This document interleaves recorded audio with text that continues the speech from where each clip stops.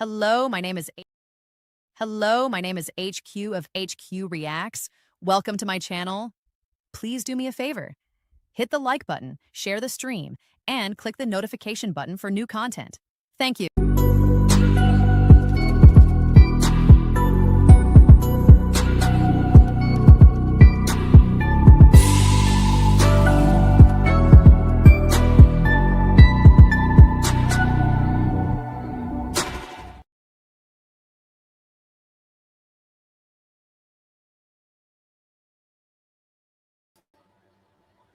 Hello.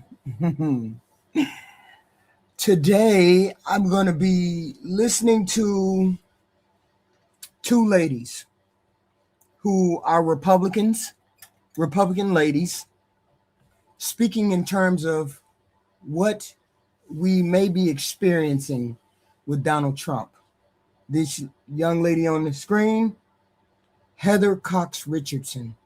She's a historian, a Republican historian who explains what happens in America by showing us patterns from the past. She has studied Republican politics for over 20-30 years. She is very good at breaking things down in plain English. And then we will have CHERI JACOBUS, who is a Republican strategist who is very good at doing the same thing. She has been a Republican strategist for a very long time. I want to say over 20 years. Media consultant, political commentator, best known to be very smart, very, very sharp on the Republican Party and the MAGA movement. So these two ladies were Republicans forever and a day. I don't know whether they're still Republicans or not, but I think they're still they have a very unique take on the Republican Party. So I like these two ladies' commentary because they are very good at what they put together and let people hear. So let's start with Miss Heather Cox Richardson. All right, I'm going to jump right into things tonight because so much is going on, and I want to start. Wait a minute, let me make this plain. This is not about gossip. People keep saying. I mean, I see you in the chat. Osmo's talking about crashing out. I don't crash out. Those things don't happen. Never in all my years have I crashed out. Never. So this is not a gossip video. This is not about did you hear who said when, where, and why. This is not about scoring points or political or the political team. This is about something more basic and honest and more uncomfortable that maybe you don't want to hear is how power starts to act when it's being challenged. Okay, and how regular people react to what's happening. So we're going to take her take on it. This authoritarian stuff doesn't show up, and people keep saying Trump is fostering in authoritarianism. We keep saying that, and fascism. Okay, this stuff doesn't show up just out of the blue. That's what you all don't understand. These two ladies are historians. They're going to explain it. They're going to explain authoritarianism. They're just going to explain the actions of what they're saying from this Republican president because they are Republicans. And they've been there. They've probably been Republicans longer than any of you all have. Okay. So they understand the patterns and what's going on. Okay. I mean, this ain't no big announcement when you're in the middle of an authoritarian rule. It shows up in pieces and policy and things that, once you've been one rule, you've been another rule. I mean, things that we see happening right now, 2 or 3 years ago, we would have been like, what the hell is going on? And that matters because we are tired of what's going on. So they're going to explain. These new ladies are going to explain it. You guys are the new Republicans. These are the old Republicans, the Republicans that are horrified in what they're saying. This person in this video is a professor. She's going to talk plain English to you. This is what's happening. Okay, so watch. Don't try to figure it out. Just so absorb what she's saying. Okay, so let's go. She's going to talk about Trump and his behavior. In a place sort of sideways of where people have asked me to start, and that is a question about the Epstein files. And what people are asking about, first of all, and a lot of, is the testimony from Sasha Riley, and why are people not talking more about that? And the answer to that is that sort of a big life lesson here. The radical right is salting a lot of crap around the Epstein files. It's doing that really quite deliberately, because then if some of the material turns out to be fake, they will be able to discredit all of it. So people are taking any new material like that really, really carefully.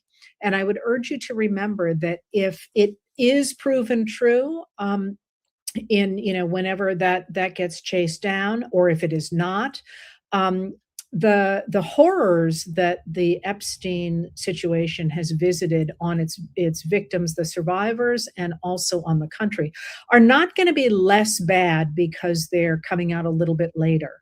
So that's, I've gotten emails all day with people talking about that and asking me to write about it, and I will not do so until it has been thoroughly vetted and looks really clean. And there's a lot of material in in and around the Epstein files that has not turned out to be accurate. So I wanted to start there with that question, because so many of you asked it. But I don't want to stop with the Epstein files, because everything else I'm going to talk about is always in front of the backdrop of the fact that the administration is breaking the law even as we speak. That is, on November 19th, the US Congress overwhelmingly passed a law requiring, not saying we think it would be ducky if you felt like, requiring the Department of Justice to release all the Epstein files, not the ones they felt like, by no later than December 19th. And I know math is not my strong suit, but December 19th went flying by many weeks ago. Within that law, it's called the Epstein Files Transparency Act, and you can Google it. Unlike many of the laws that Congress passes, it's actually quite short and very understandable. It's only about a page long, small type, yeah, but it's very clear. In addition to requiring that those files be released, there were very specific guidelines for what could be redacted, and it was to protect the victims and nothing else. And we know that the Department of Justice has said, oh, but there's another law that says we have to make sure that nobody's reputations get hurt, and that's why we have blacked out so much of it. What they have released at this point is estimated to be less than 1% of the totality of those files. And they are now saying, well, there's just so much we can't get to it. In addition to the release that was required, the Department of Justice was also supposed to explain and justify every redaction. Well, of course, that went by the wayside as well, in part because they haven't released anything, or they've released less than 1%. So keep that in mind, because clearly there is something in those files that they know is going to be unbelievably damning. And the way you know that is not just the obvious, that they're not releasing them, despite the fact that Attorney General Pam Bondi said last July she had gone through them all. But also because think of what the administration has done to the 5, I believe it was, members of Congress, maybe 6, who released that video reminding U.S. military personnel that they had a duty not to obey illegal orders. They've gone ballistic over that. We now know that Jason Crow of Colorado is being investigated. We know that Alyssa Slotkin is being investigated, and they've tried to go after Mark Kelly of Arizona, Senator Mark Kelly of Arizona. First thing understand is that this administration is messy. And they know that they should have released those files before now, but they know they can't release them because something is in those files. Okay. They know that something is in those files and the president doesn't want them to be released. Okay. Most people think disinformation is lying, but lying is actually the lazy version. What works better is mixing the real stuff with fake stuff. So this is probably what is going on right now. Don't nobody believe it. It's a lie. He may not be in them. He ain't in them. They wouldn't be hiding them if something wasn't in them. Okay. So now they got to be on the defensive. Let's not release nothing. Let them just take us to court. Okay. Let them take us to court. So this is what we're being warned about. Ain't nobody trying to release no files because they know that Donald Trump is in them. Okay. And a lot of people saying, I am so sick of these damn men. Of course we're sick of them. But this president campaigned on releasing them. So it's up to him to figure it out. But it's too late now because you signed a document saying they should have been released. This person is in those files. I'm convinced of it. But what is in the files? That's the question. Say to reduce his retirement rank, sort of going after him administratively because of that video. In that video, they simply reiterated the law. These are lawmakers reiterating the law. And they also have the protection of what's known as the speech and debate clause, which is outlined in the Constitution. And it is designed to make sure that Congress critters can criticize the government openly and can say things about the government without any kind of legal or professional repercussions or personal repercussions. Now, it's the speech and debate clause that the radical right has been using to seed crap all through the news all the time, because you can't go after something a congressperson says. So, they say crap in investigations, and then it makes the news and nobody can say, hey, you shouldn't have done that, because they're covered by the speech and debate clause. So these same Congress people who said you can't, you have a duty not to obey an illegal order are now, that's what the administration is going after them for saying, despite both the First Amendment and the speech and debate clause. But why am I bringing it up in the context of the Epstein files? Why did the administration go so bonkers over that? Well, now we know that, in fact, on September 2nd, that first set of strikes had at least two things that legal analysts have called war crimes. And the entire operation itself looks as if it is also illegal and part of breaks all kinds of international rules. And those war crimes are, first of all, that they used a plane that appears to have been decorated, made to look like a civilian plane, which is against the rules of war. And also that double tap that killed the people who were in the flotsam is also a war crime. So why did they go so ballistic and try to shut those people up? Because it looks like they had already broken the law. And that's what I think you're seeing with these Epstein files. They know they're in deep trouble, so they're trying to muddy the waters. And they're muddying the waters not just by refusing to hand over these files and saying, oh, there's just so much, but also by trying to pull the Clintons into this. And so far, lots of people are saying, oh, yeah, the Clintons should testify. Let me break that down for you a little bit. There were, I believe it was 8 subpoenas related to the Epstein files that the House Oversight Committee put forward.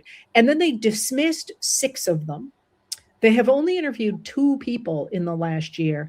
And now they are trying to hold the Clintons in contempt, even though Bill Clinton has been out front saying, please release everything that has my name or my photograph in it, because you're just trying to make this about me when it's really about Donald Trump.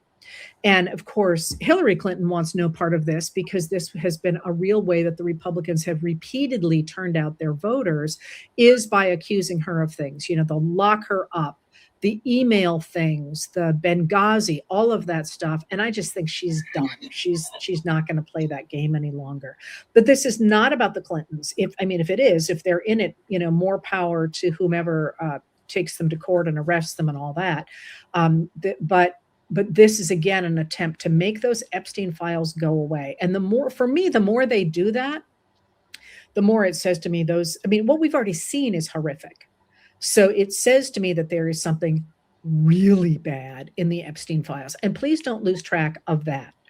See, that's, I can't, what can you imagine that's in those files? They're trying to throw all of the blame on Bill Clinton. Bill Clinton said, y'all can release whatever y'all want to release. I don't care. Hillary Clinton is probably not in them. Bill may be in them, but you can release whatever you want to release. I know I ain't did nothing untoward. I know I ain't did nothing.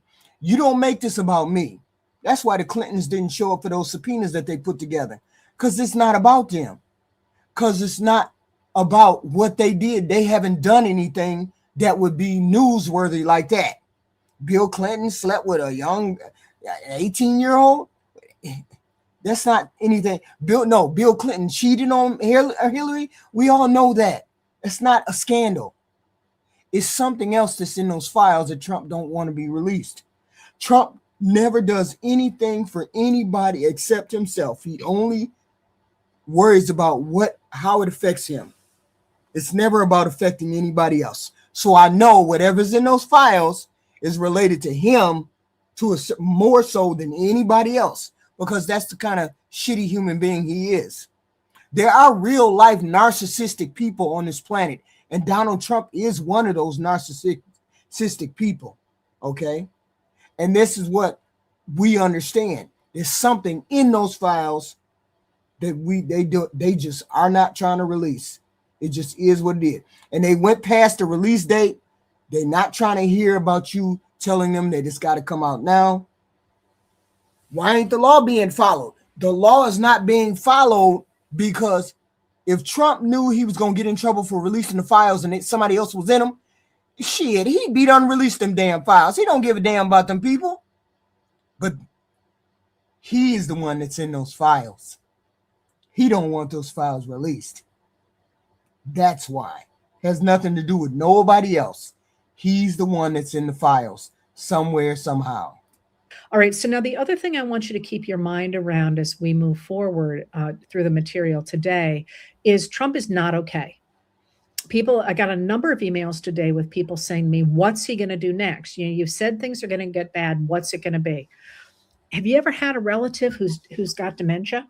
And again, I'm not a doctor. I can't diagnose this man, but I can listen to him. And I know he is completely erratic, does not seem to know what's going on.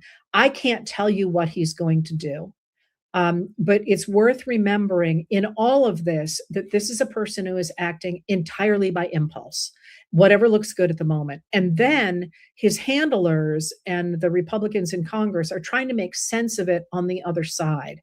And so you're seeing stuff that just doesn't make any sense at all. You're also seeing people putting pressure on him in different ways because they just don't know what he's going to do. And they're trying to stop him from doing things like attacking Iran or attacking Greenland.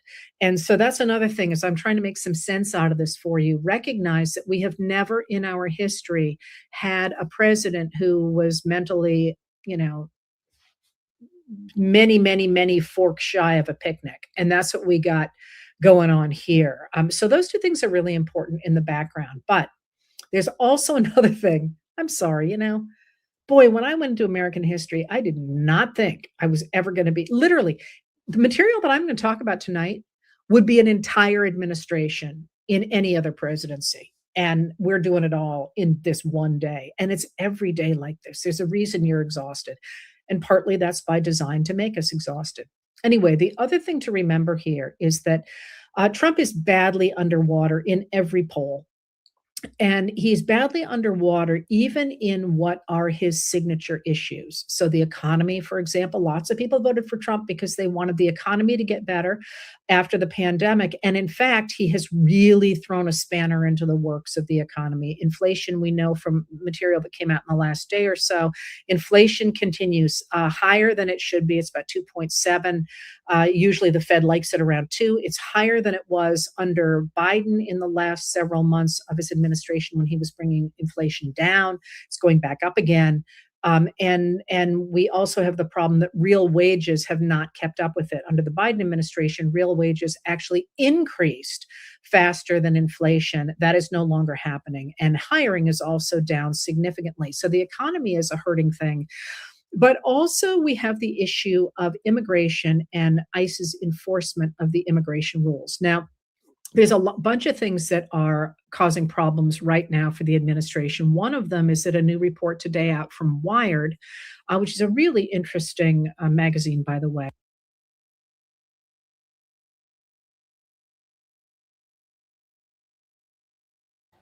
The Republicans in the House and the Senate don't know what the hell this president is going to do.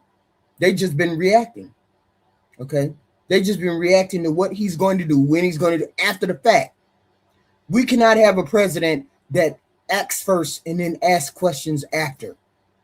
No country can function like that. Like she said, the reason why you're nervous, the reason why it's chaotic every day is because the president is chaotic. The president is chaotic. And when he's chaotic, that means the whole country is that way. And that's why I kept telling everybody. I said, every day I wake up wondering what the fuck this president is going to do. What the hell this president is going to say, and what kind of war are we going to be into? People keep saying Biden had a mental issue. Biden's issue was old age. That was Biden's issue. Donald Trump is mentally unhinged. Two totally different things. That's the difference between Biden and Trump. Biden was old. Trump is doing this because he's unhinged. Okay? And he's always been that way. He just has been able to check it to make it go his way. But now he's off the rails, and old age and being unhinged, both, and a narcissistic individual. This is what we got right now. This is what we got right now. Okay. As is 404 Media, both organizations that look primarily at technology. Anyway, Wired today came out with a study about the ways in which the U.S. intelligence community has been looking at Tren de Aragua, which is the Venezuelan gang that Trump insists has invaded the United States. And what they found was that, looking through hundreds of pages of reports from U.S. intelligence in 2025, that in fact, U.S. intelligence is not even sure that gang is operating in the U.S. While there are members of that, or former members of that gang, operating in the U.S. and committing low-level crime, they are not at all sure that in fact there is any kind of an organized attempt to make Tren de Aragua a thing in the United States. So that whole justification for this really violent crackdown, remember the Black Hawk helicopter where the people rappelled into an apartment building in Chicago, now looks at, and said we had to because this place is full of Tren de Aragua. Well, maybe not, so they have that. Because the whole crew lies about everything. It's a propaganda. You're right, Steve. It's a propaganda machine. This presidency, these people in this administration says something, and then they want everybody to believe what they're saying when it's a lie. They lied about blowing up the boats. They lied. Oh, they're bringing fentanyl in here. They weren't bringing anything in here. Those were probably ordinary, everyday fishermen. Maybe some nefarious individual activity was going on. but not to the extent that they lied to the American public about it. No, let's tell the American public that these people had drugs on the boat, so they and they were going to bring drugs to the United States, so it would be okay for us to blow these boats up. But what we really wanted to do was go over there and get some oil. This presidency, this administration lies to the American public so the American public can believe the bullshit that they freaking put out. This is wild. So we already know that when we talk to people, we already know that the regular ordinary people who don't pay attention, who just be listening to stuff on the internet, they don't know that this administration lies for a living. We know that they exaggerate everything. Everything. Some things are a lie. Most things are a lie.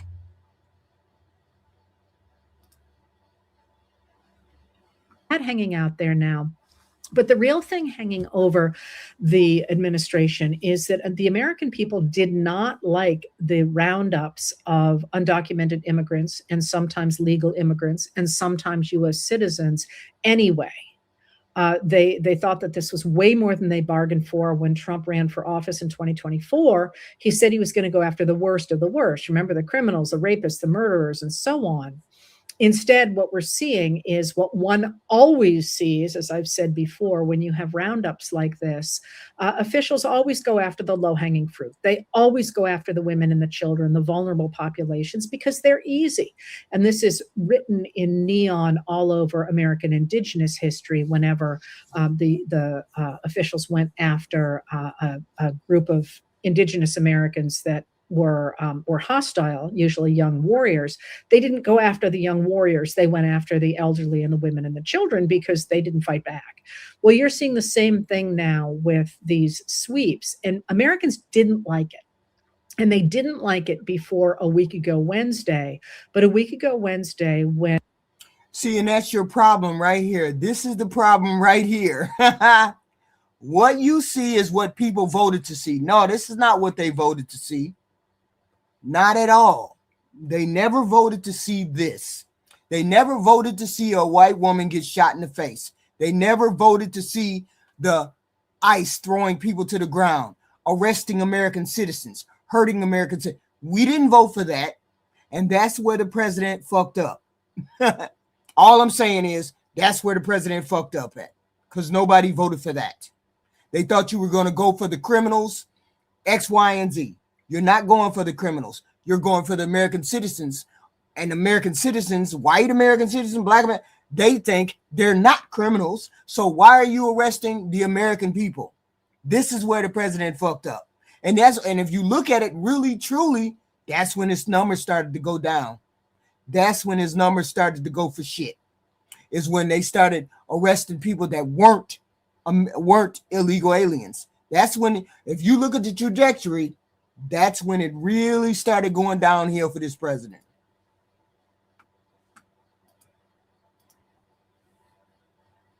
And the ICE agent Jonathan Ross shot and killed Renee Good in Minneapolis, a 37-year-old white mother. Real support, any kind of real support for ICE deployments just plummeted. It just fell off a cliff, to the point right now that only about 20 to 30% of Americans think that ICE is doing a good job, and everybody else doesn't. Those are really bad numbers. I have said to you before that even in the worst of a worst case scenario, a right-wing movement will have between 20 and 30% approval. Even at the very end, even when it's going down, you really never go below 20%. And in this case, they're at that with this, with the ICE deployments. So they have that going on. At the same time, in December, on December 23rd, I believe it was, the Supreme Court said that the administration could not federalize National Guard troops to impose its will in Democratic-dominated cities. That they didn't, it wasn't a final decision, it was a temporary decision, but usually that's a pretty good indication of where the court is going. So now all of a sudden you've got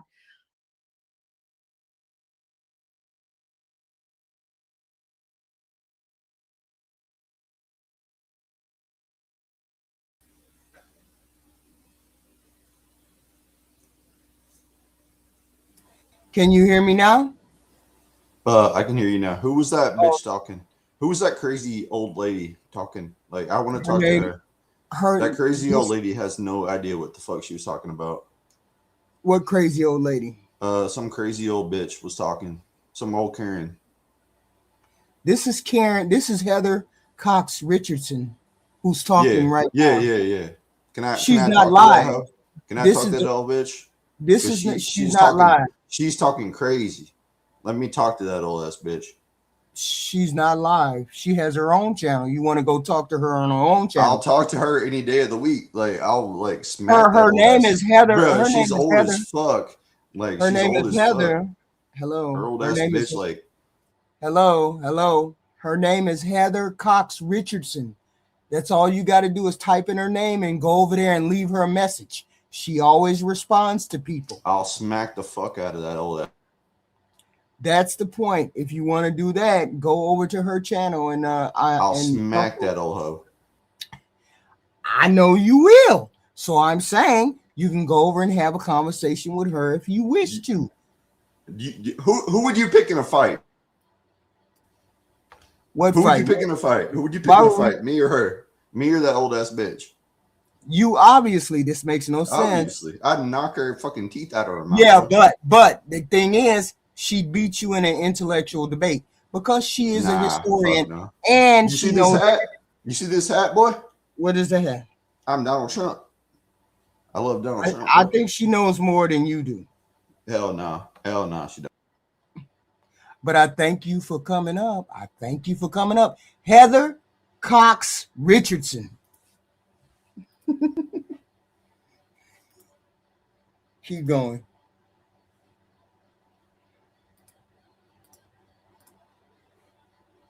A president who can't use the federalized National Guard the way that he and the White House Deputy Chief of Staff, Stephen Miller, have been arguing. You may remember in October, Stephen Miller talked about Trump having plenary power over the military, including the National Guard.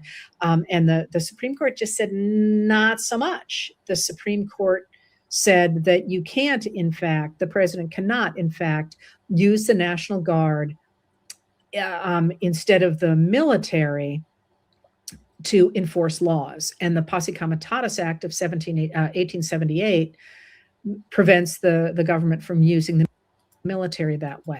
Yeah, but why is he threatening why does he have 1,500 troops sitting by the ready waiting to go into Minnesota? See, this is what I think. I think that if he sends those people in, those 1,500 troops, people are going to die. And he knows he don't want that legacy on his hands. He don't want that legacy on his hands because if he gave them full immunity, that means that they go in there and they will shoot to kill. He don't want that on his hands. They don't want that on their hands. That's what I believe. Reason why he ain't sent them in there yet is because of that. So it looks as if the administration is trying to ratchet up violence in order to give it an excuse to invoke the Insurrection Act. And this, by the way, is something that Stephen Miller has called for a long time. And their seeming understanding is that the Insurrection Act will let them declare martial law. Those actually aren't the same thing. The Insurrection Act would let the military enforce federal law and any state laws that involve constitutional rights. It's not clear that they would be able to enforce state law. Of course, the Trump administration has been interpreting federal law really, really broadly. So I'm not trying to downplay what this means. I'm suggesting this is really a stretch, but it seems clear that's what they're trying to do. And they're gonna end up if they end up doing that, there's gonna be even more damage, even more violence. This is a complete and utter rejection of Trump and anything that he has to say. It just is a rejection of Trump and everything that he stands for. The American people don't want an authoritarian rule. They do not want military. See, This is what you all, when he said putting military in the cities and in the neighborhoods, this is what he meant. You all don't really want that. You don't really want that, because people get killed when you do things like this. Okay? People get killed when you bring the military into your neighborhood. This is something you don't want. Okay? And it ain't like black folks are outside. We ain't outside. It's your white folks that's outside. So it's going to be your white folks that's going to get killed. This is wild. So if you advocating for them to come outside and put hands on the white men and women and X, Y, and Z, hey, have at it. Us black folks, we are opting out. We did our part. You all didn't listen. You didn't want to listen. So now you fucked around and found out. And I'm going to come back to what Governor Tim Walz is doing to try and prevent that. But before I get there, I want to point out something.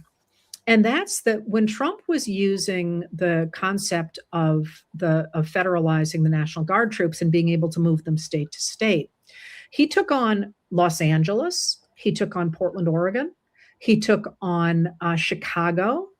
When he took on those big cities, those are big cities, he wasn't very successful. So the next place he really has deployed stuff is on the cities that are the next size down, the next tier down in terms of size. Minneapolis, St. Paul, beautiful cities, by the way, but they're not as big as LA. And the reason I mention this is because there's all kind of rumors out there today and statements out there today that the next thing he's going to do is he's going to go into Lewiston, Maine. Lewiston, Maine has a fairly large Somali population. They've been there a long time. I mean, I don't know anything about citizenship rates here. I know in Minneapolis, the citizenship rates of Somali Americans is about 95%. And I'd be very, very surprised if it isn't the same here. As I say, this is not a new population of Somalis. But the reason I mention that is, have you been to Lewiston, Maine? I've been to Lewiston, Maine quite a lot, actually. And it's small. It's teeny tiny. So why do I mention that? Because I think there's a numbers problem here for the Trump administration. That is, right now we know there are about 2,000 ICE agents. We also know that Trump has been pulling in Border Patrol agents, and it appears there's been at least one sighting of a different kind of police force, and now I don't remember which one it is. Remember that the Department of Homeland Security has a lot of different kinds of law enforcement within it.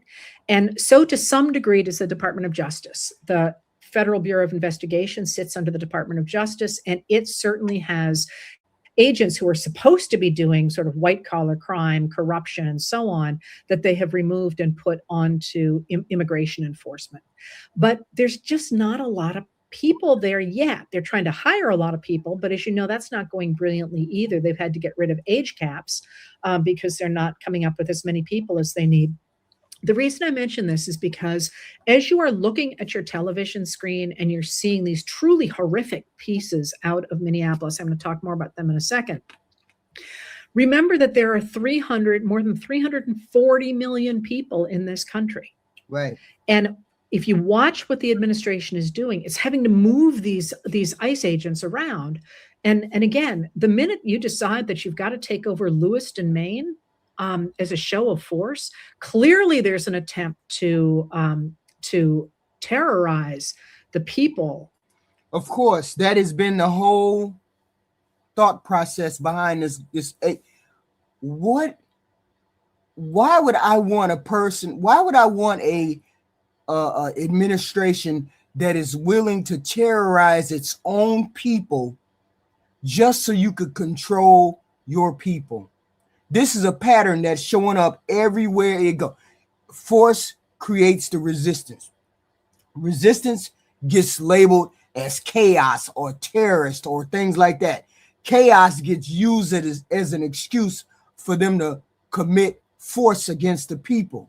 So once you start doing that, you got people in the chat talking about, we want ICE to knock heads. We want ICE to do what they got to do. We want ICE to act a fool. That's the whole point. they want to make fear jump into people's heart about this.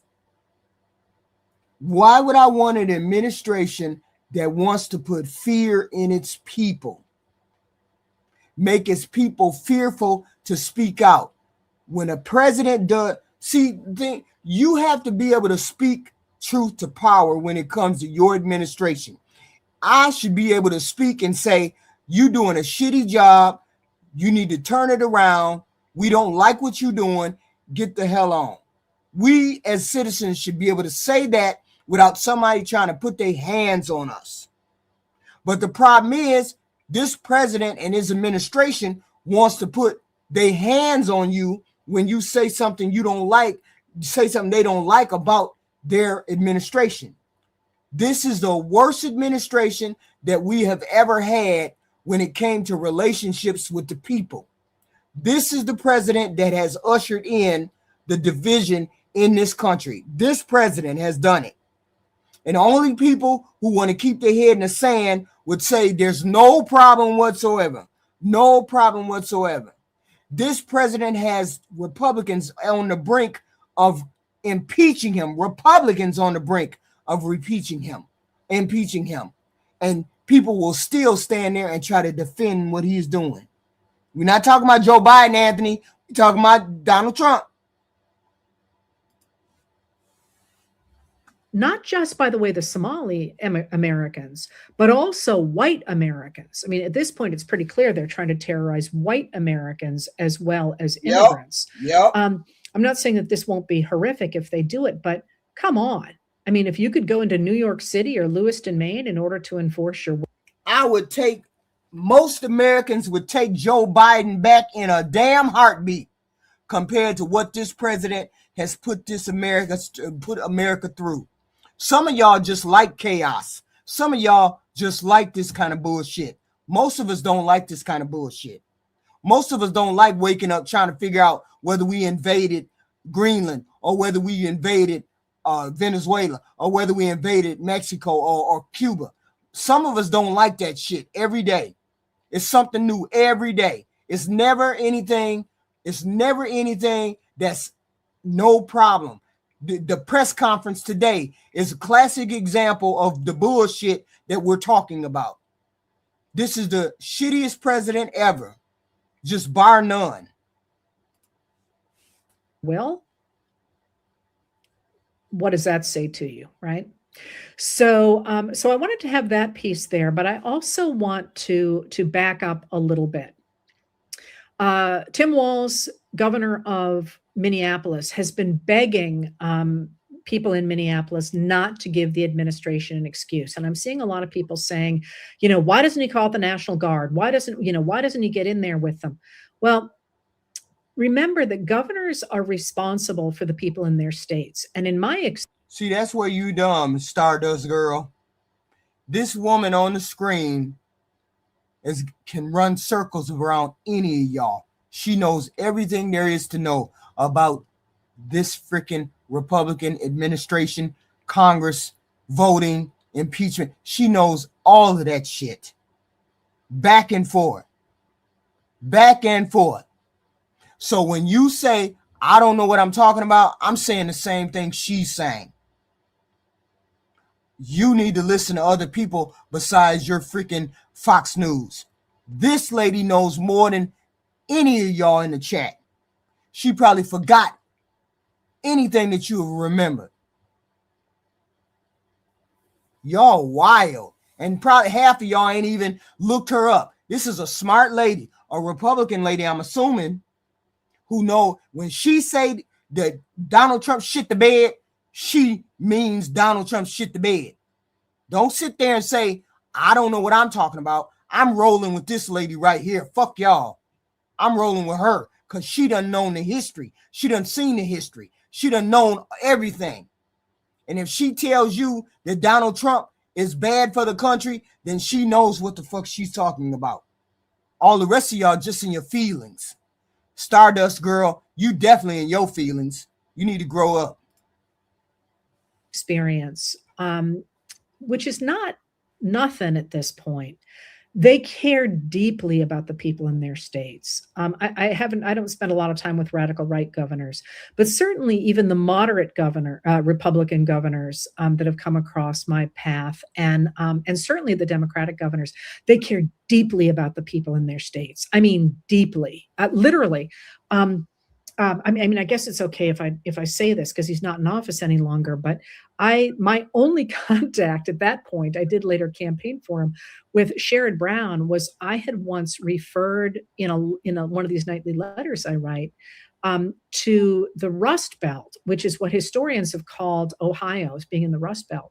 And I woke up the next morning to a text on my phone. I have no idea how I got my number, saying, please don't refer to my state as part of the Rust Belt. We are the Opportunity Belt, and my people. And it was just this whole thing. And I thought, man, this is a guy who cares a lot about the people in his state. If he went to the trouble of finding out where I was and saying, please don't do this again. And do you know what?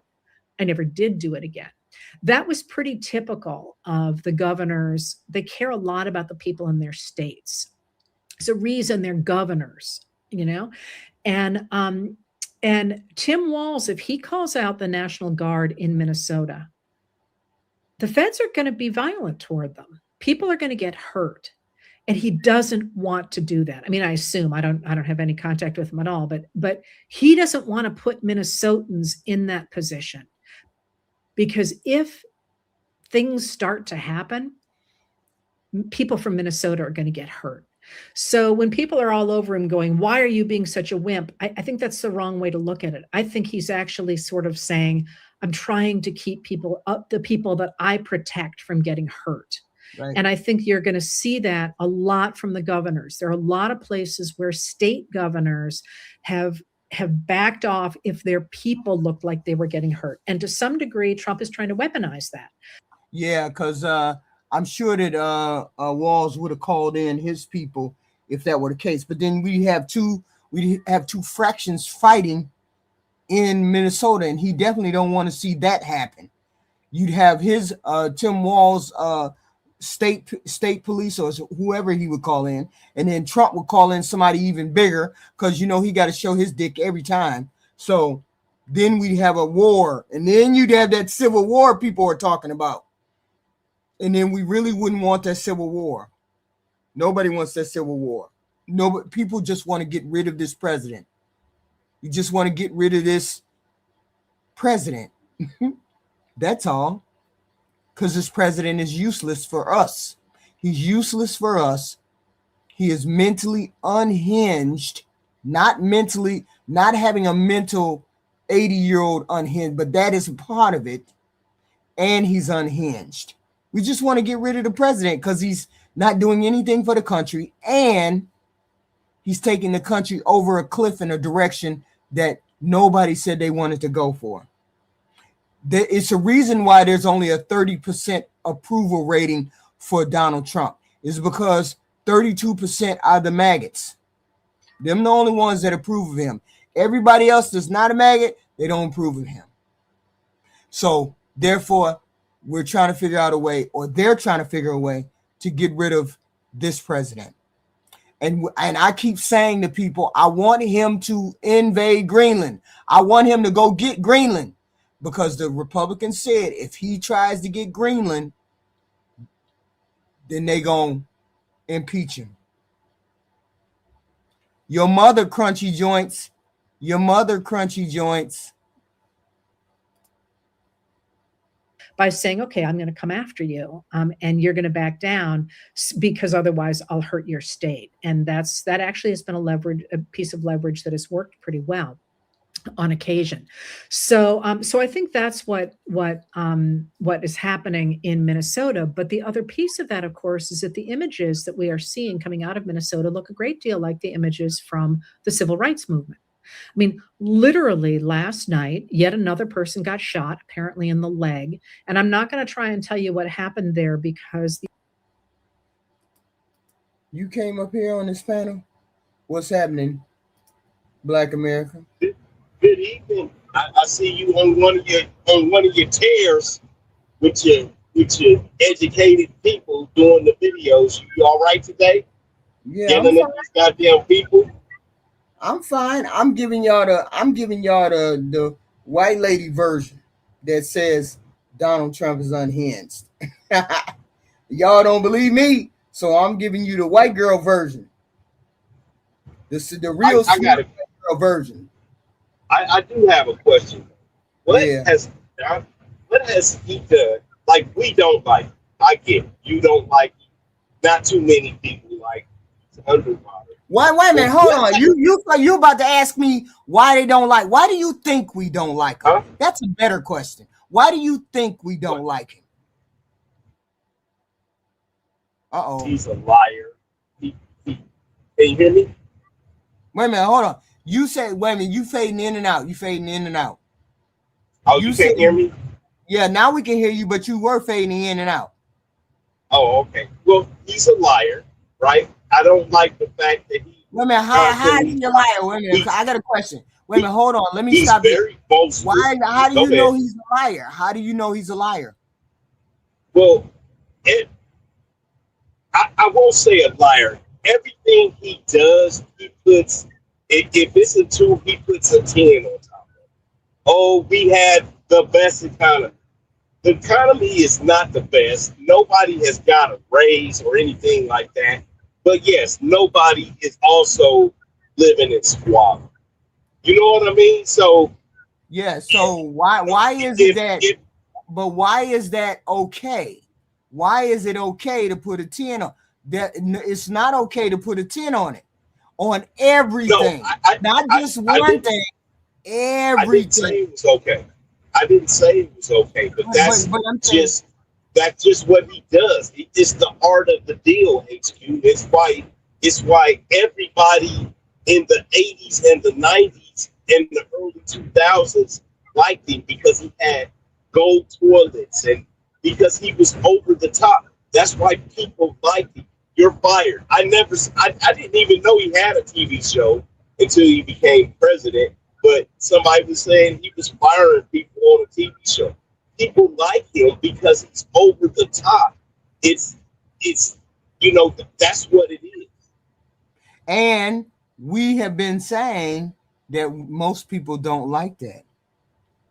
No, and so what I want you to know is, HQ, and this is going to sound bad, us as men, we love it. We watch wrestling. You know why? Because it's over the top. We know it's fake. Wrestling, okay, for anybody that don't know, wrestling is fake as hell. But we love it. And we've been watching WWE and NWO and Lino Lutre and all of these different wrestling. So wait, I'm trying to get specific fact. I'm trying to get a specific fact. You said that we don't like Donald Trump. See if you can give me 5 reasons why we don't like Donald Trump.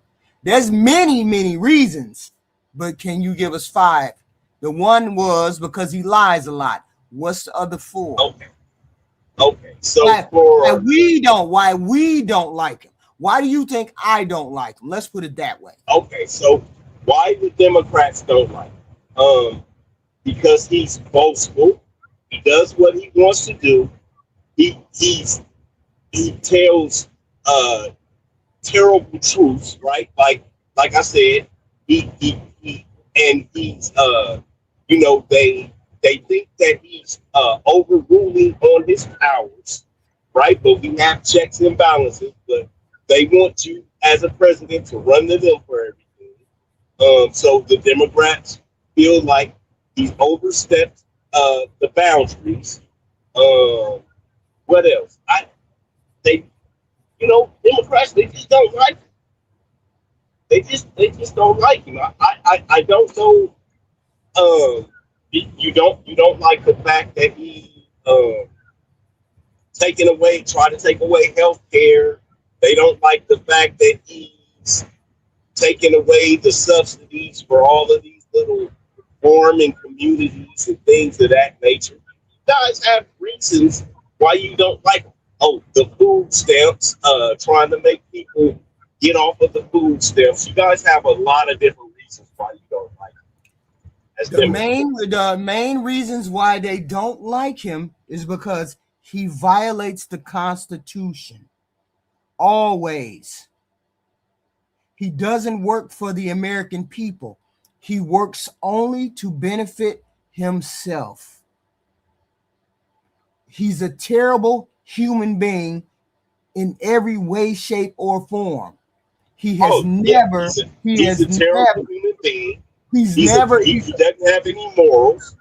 He doesn't have any morals, right? You know, he cheated on his first wife with his second wife. Everybody can see. Right.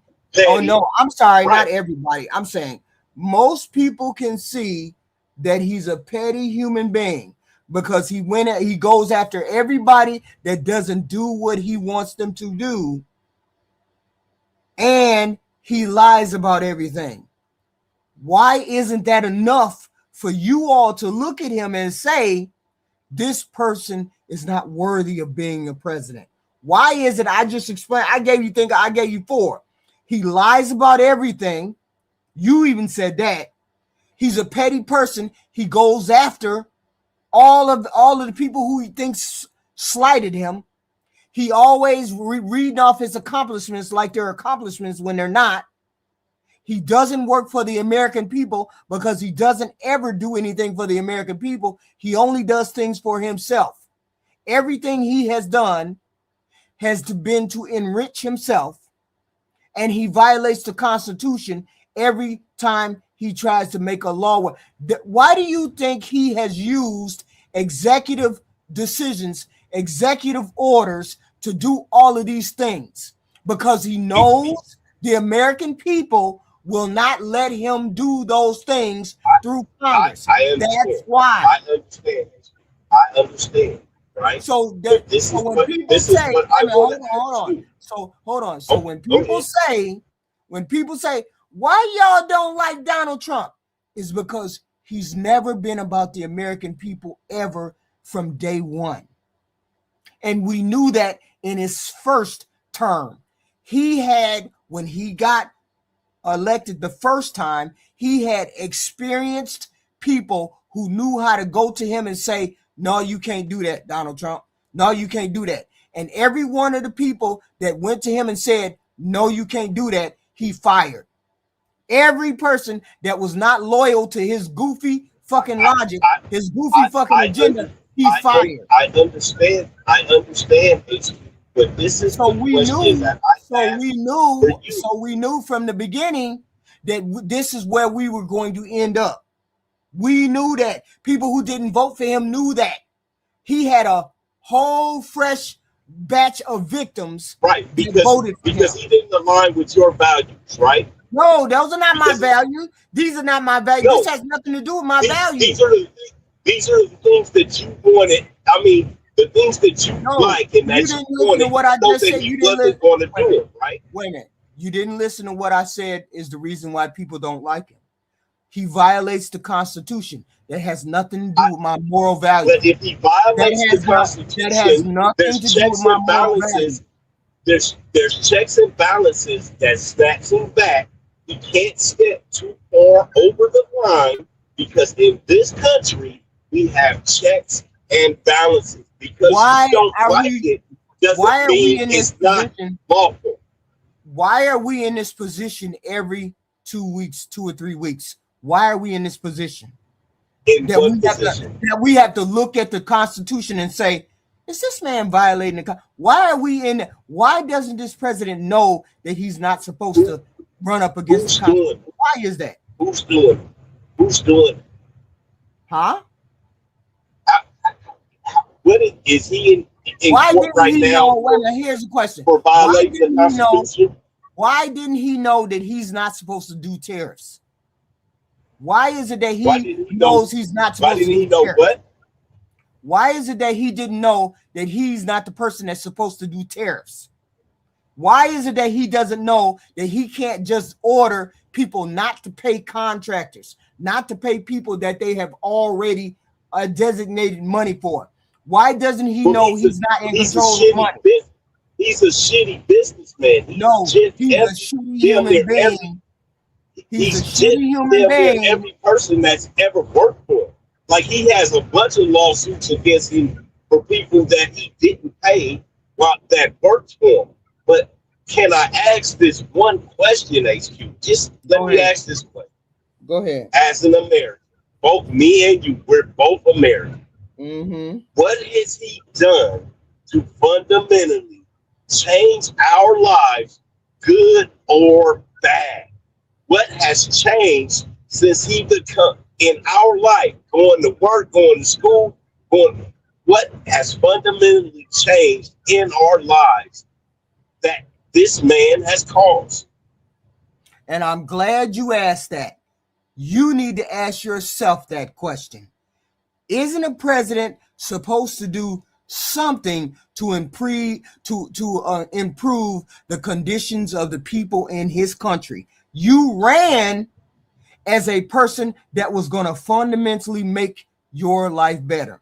You ran on that. He ran on that.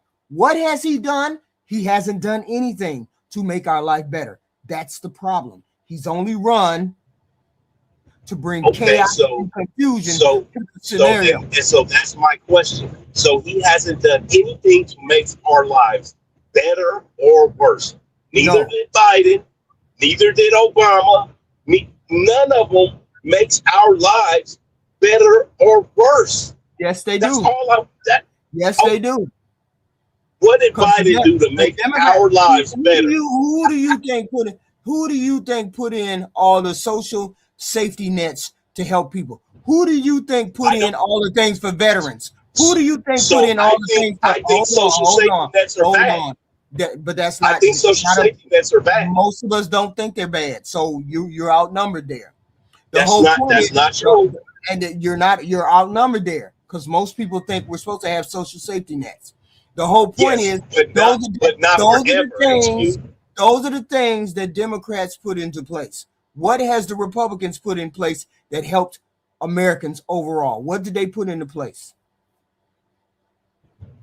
I couldn't tell you one thing that the Republicans have done for Americans, but that's me. I could not tell you one good thing that they have done for us as people. But I also know that it's just the law of the land. They haven't done anything to actually hurt me either. They've never done anything to hurt me, but they've never done anything good for me. So you think taking health care away from people doesn't affect you? So you think taking away the history of America, specifically African Americans and Mexicans, taking those out of all the school books, taking those out of the museums, taking those off the shelves of stores, of companies, of corporate, you think that didn't affect you in any way? No, it does not affect me in any way. It doesn't affect your children in any way? It doesn't affect my children anyway, and I'm going to explain. You might as well come out and say it. I'm convinced. You might as well come out and say it that you're a MAGA. You might as well come out and say that you're a MAGA. Come on. There's a fundamental difference between a regular person and a MAGA is that MAGA don't care about nobody but how anything affects them. And I care about my family. That's my whole point. I care about my family. And that's the difference between a Republican and a Democrat. The Democrats care about the collective for all. The Republicans only care about how it affects them. Wait a minute, hold on. Let that breathe. Let that breathe for you. That's the difference between Democrats and Republicans. When we decide to do things, we think of the good of the whole group. You all, as Republicans, only think about what affects you. It never occurs to you. It never occurs to y'all that it's supposed to, when we live in a collective government, that what happens and the government puts things in place, it's supposed to be for the collective, not just you. That's the problem. That's the fundamental difference. Every Democrat in this chat will tell you that's the difference between us and the Republicans. We care about the collective. Okay, so what did Obama do for black? You will never get a Democrat to what say. What did Biden do for black people? What did Bill Clinton do for black people? What did George W. Bush do for black people? What about George H.W. Bush? Ronald Reagan with his trickle-down theory. Hold on. Huh? Here's the thing. They didn't do things specifically for black people. They did things for the collective. They didn't do things for the black people. They did things for the collective. And okay, and when it's a collective, we all benefit. So that's not a problem with you? Whatever. That's not a problem with you? Because that's the Democratic platform. We care about the collective. We care about if we got 10 things on the list that we do as Democrats, and we only benefit from 2 of those things, and other people benefit from them other 8 things, we don't go say, oh shit, I ain't finna vote for you. You ain't doing all of that for me. You doing it for them over there. So I ain't finna vote for y'all. That's the way y'all think. So it's a selective. It's a selective collective, is what you're saying. Because they do things for select people. We do things for everyone. Once again, we want health care for everyone. We want social safety net for everyone. We want you to go to school, even though you wouldn't want me to go to school. We want you to go to school, even though you would turn around and say, I told you if you're smart and you have the grade point average, yes, send you to school. But if you're an idiot, no, you don't get to go to school for free for being an idiot.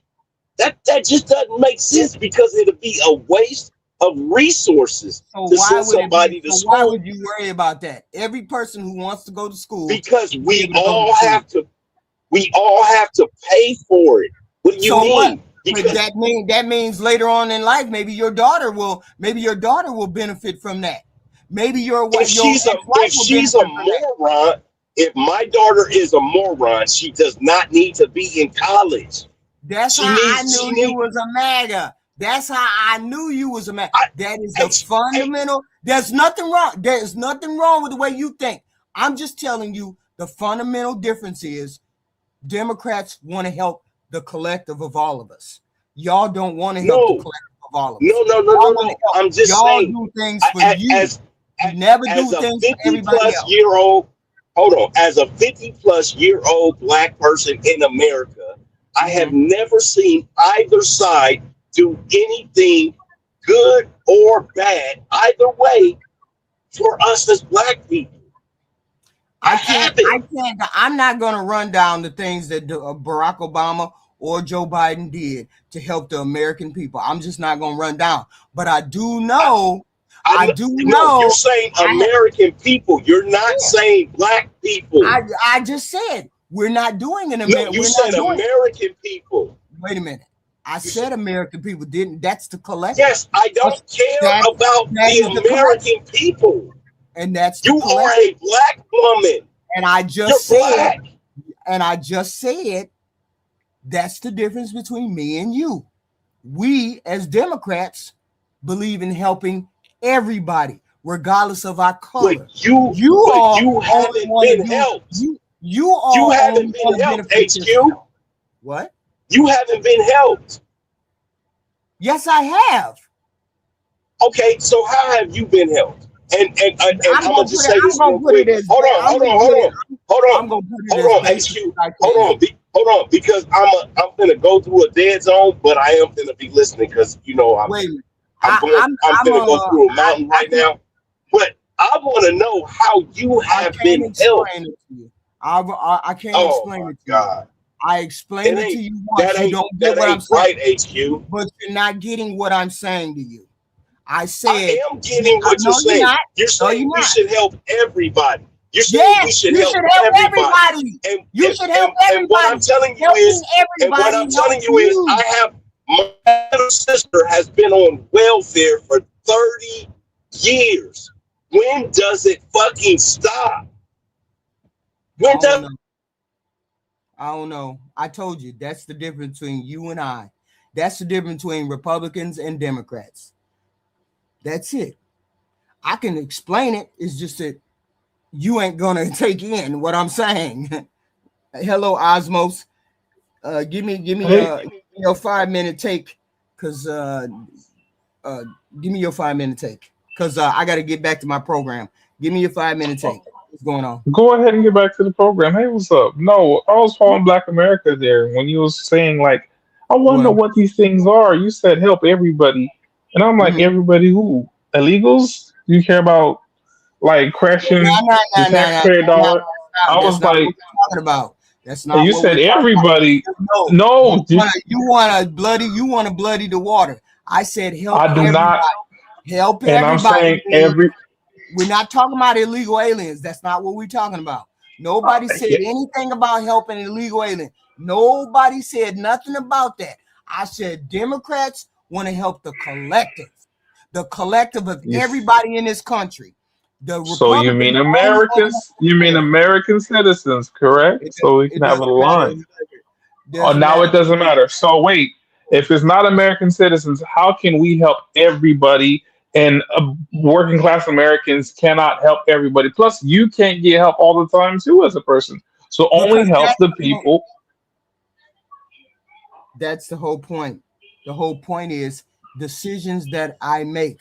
When a Democrat makes the decision to vote, they vote for the good of the collective. They vote for the good of everyone. So the bulk of everyone. So if the bulk of us want X, Y, and Z, then I would vote for the bulk of what we want.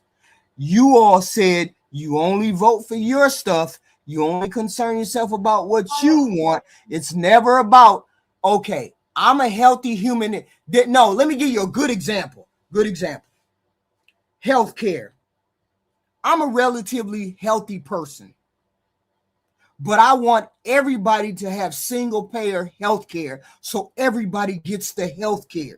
Regardless of whether I have to pay an extra $2 or $3, I want to make sure everybody gets the healthcare just in case I get sick and I need the healthcare.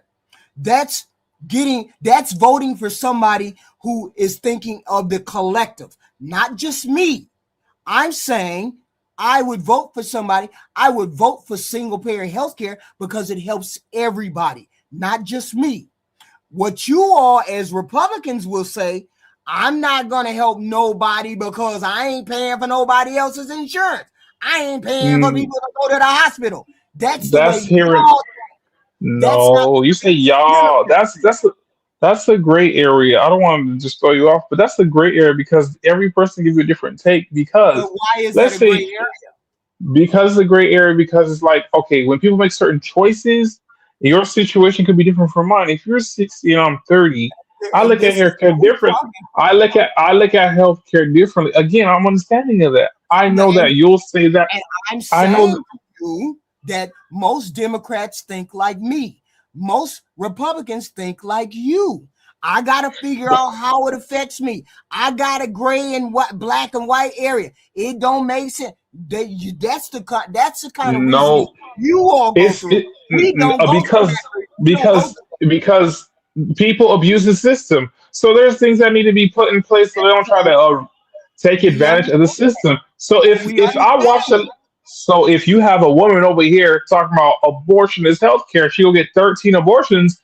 Maybe this lady just needs to be able to control because she need to deal with the consequences of her actions. But if you let that fall in the bubble and people just gonna abuse the system, it's so many things. There's some people that give fake fake symptoms, or they lie to go get prescriptions to sell oxycodone. It's plenty of things that people do. So you gotta find the criteria. But you guys just be like, help everybody.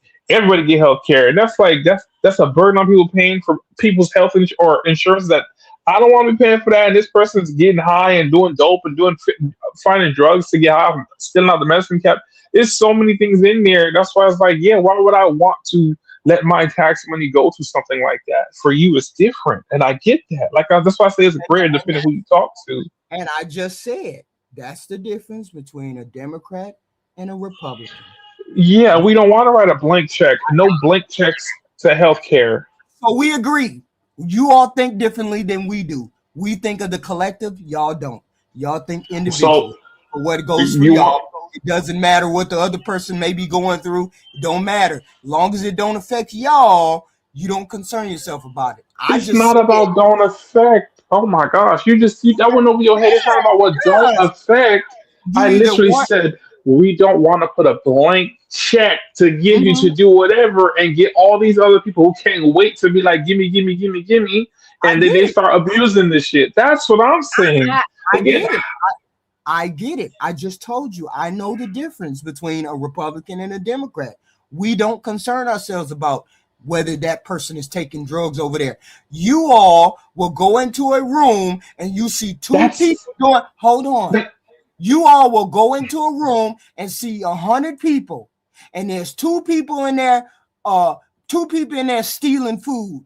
Y'all will take the food away from the 98 people because you see two people stealing food. The Democrats will walk into a room and there's 100 people and two people are stealing, and we'll say the two that's stealing don't mean nothing. There's still 98 that's going to get fed. That's the difference between a Republican and a Democrat. Y'all will deprive everybody of everything just to get two people. That's why Minnesota's going through what it's going through. And that's exactly what you said. That's why Minnesota going through what it's going through right now, because of shit like that. Yeah, but that's what y'all saying. Oh, they're doing fraud. But look, if only 4 health carriers are doing fraud, that's only we can't give them $9 billion. Everybody need health care. I mean, daycares. I don't understand how that hits this conversation, but I mean, I don't understand that. So because some people were doing fraud. These small, how many people? Maybe 100 people. Now I heard it was like 150 people, because 150 people were doing fraud. You cut the rest of the people off. That's what I'm saying. Exactly what I'm saying. There was 150 people that have been arrested, been charged, went to jail. 150 people out of Minnesota. So let's cut all of them off. That's what you Republicans think. That's not what we think. We don't think that. We think just because it's 150 that did something bad, that don't mean cut the rest of them off. See the difference? That's the difference. We're not talking about cutting everybody off. Y'all talking about cutting everybody off because 150 people fucked up. Yeah, we need to cut everybody off. When you use this word, we cut everybody off, and then we reform. We find a way to filter out. We find a way to filter out and create a better system. And then after that, we start. How is it punishing? We've already lost billions of dollars.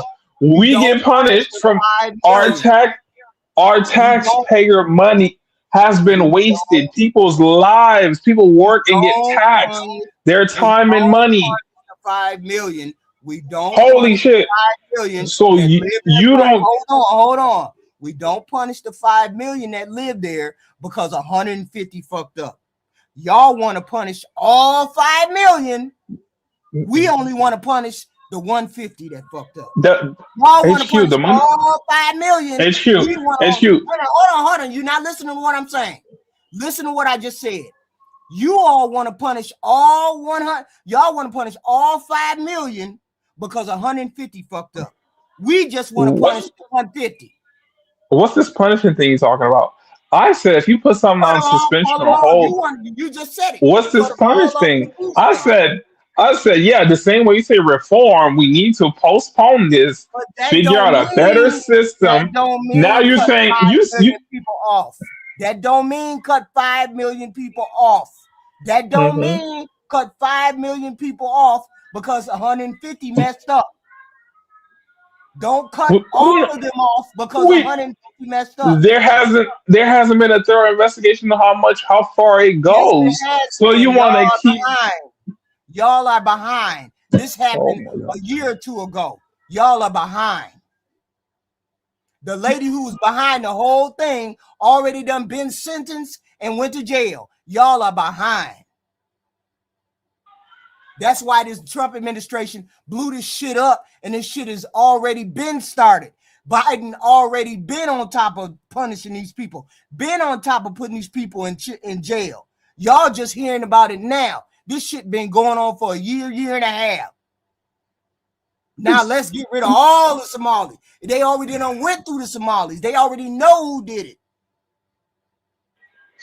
Oh, so they knew since Biden term and they didn't take action. Oh, okay. Biden already punished them. They already in jail, dude. It's only the residual ones that have to go to trial. They already done found all the people already under Biden.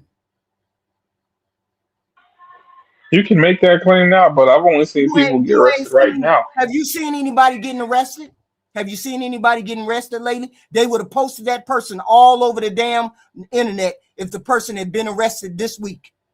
It ain't been arrested this week because it happened a year and a half ago. These people are already on trial right now. There might be more people that they got to find because there's a network of them, but the bulk of those people have been arrested and put in jail.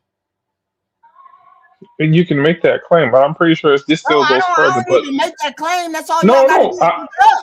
No, I'm not talking about that. I'm saying you can make that claim, but I'm pretty sure it's still going to continue. But besides that, you after the healthcare situation, you wanted Black America to list. Well, you actually have to list things for people to actually say whether or not they agree with, because he was being level-headed, but he said that he's independent. So unless you actually say he can give his own description on how he takes it serious or collective or individual or not. I don't think but yeah, again, I don't think y'all understand you say most. I don't think you understand what I put into place. You mean you all are making excuses for trying to arrest all of the Somali. All the Somalis are bad, according to y'all. According to Republican Party, according to this president. Even though it's not that many people that were involved in actually taking the money and doing it for theft. You stole the money. Johnny stole the money, but Johnny spent the money at my store because Johnny spent, and I didn't know Johnny stole the money, but it was spent at my store. Now I'm caught up. That doesn't mean that I'm criminal. It just means that he gave me some money for my stuff in my store. You all don't understand that it's already been ongoing. All of this has been ongoing already under the Biden administration. Arrest. Well, look, hold on a second. I think I'm too pro-American because if you seek asylum here and then your people start committing fraud in such a crazy rate and crazy amount, they should take your citizenship away. They should start deporting your ass. They don't need to seek asylum. They were born here. What are you talking about? What are you talking about? Do you know that a good portion of them? I'm talking about most of the people that live there are American citizens. What are you talking about? Over 10 years. Yeah, of course their kids are. They're talking about this whole racket. Ilhan Omar is an American citizen. These people were born. The lady that married her brother. That lady. So you just say that lady and brush over that. So she married her brother for what? No, I don't believe she married her brother, but that's y'all's take. So again, you can pick which one I believe. That's where this always goes sideways. I don't care whether she married her brother. That's not the point. The point is she was born here, which means you can't throw these people out the country. Y'all keep talking about it. Set them out. When you start committing these kind of crimes, yes, you should actually do something so they can understand that this is not some American citizen should tolerate.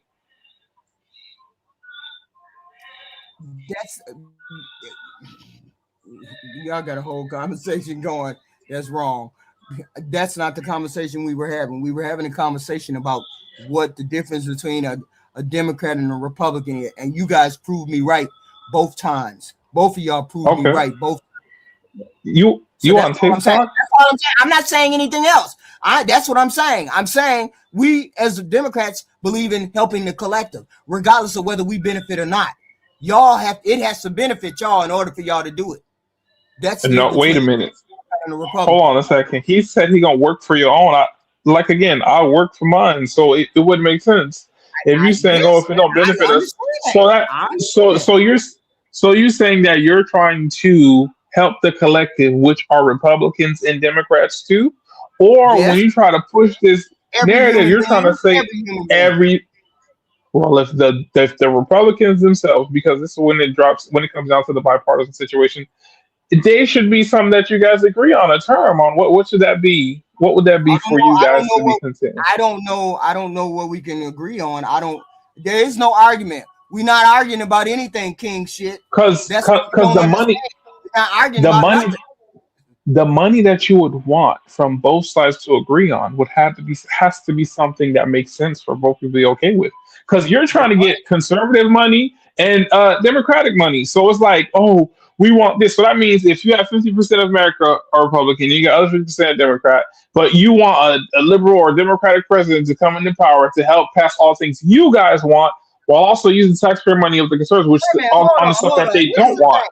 Here's the thing. That's the problem. Mm-hmm. That's the problem right there.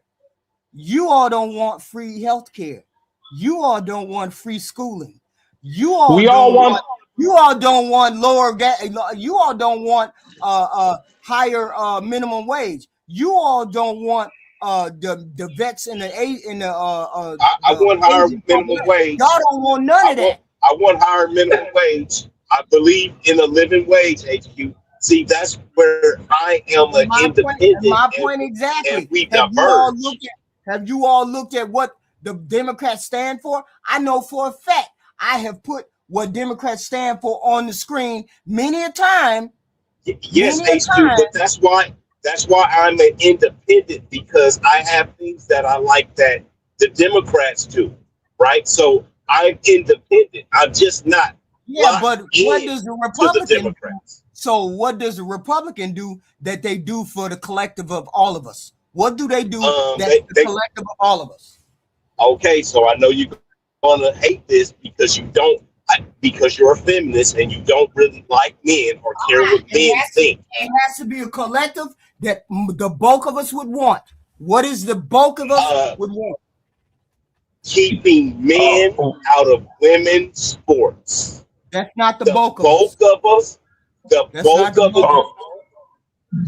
know the bulk of us when that's not the bulk of us. I promise you. I promise you, it's just you. A survey. The bulk of us won't care. I got it. Why don't you ask Grunt? Hold on. You always talking about that Grunt. Ask that Grunt, HQ. Come on, sis. I'm saying you do a survey. Look at any survey that you want to look at, and the bulk of us don't care whether you are gay, trans, or anything else. We don't care because it's not. That's not what I said. See, you don't even listen to what I'm saying. Yes, I do listen to what you say. You're concerned about men and men. You're concerned about somebody in sports. I said keeping men out. I said keeping men out of women's sports. The bulk of us as Americans. And I said to you, Black America, that's 1% of our population. 1%. It doesn't matter. The bulk of Americans care about that, HQ. The bulk of Americans don't care about that. Why don't you ask Grunt? Why don't you ask Grunt or your AI? Hold on. That's all you got to do is do a survey. They care that it happens, but they not. You want me to do a survey? Hold on. But they're not concerned. They're not willing to change parties because there's men and women's sports. They care about it. I care about it. Yeah, I mean, I don't think that's correct. I don't think that's right for a man to be in women's sport. But I ain't finna change my goddamn party because there's a man in women's sports. Most people are not. In that regard, I'm saying people don't care. In that regard, so that's why I'm saying to HQ, for men, it's a sticking point. It is very important. It's very important to men. Okay. Give me another one y'all think is a collective. I know that's not one. I got one. That actually is one, but making weed legal. That's a collective thing we all want. I want that since Trump first term, but I ain't really care about voting back then. What? Huh? Making marijuana legal. Weed is legal. That's something that everybody wants.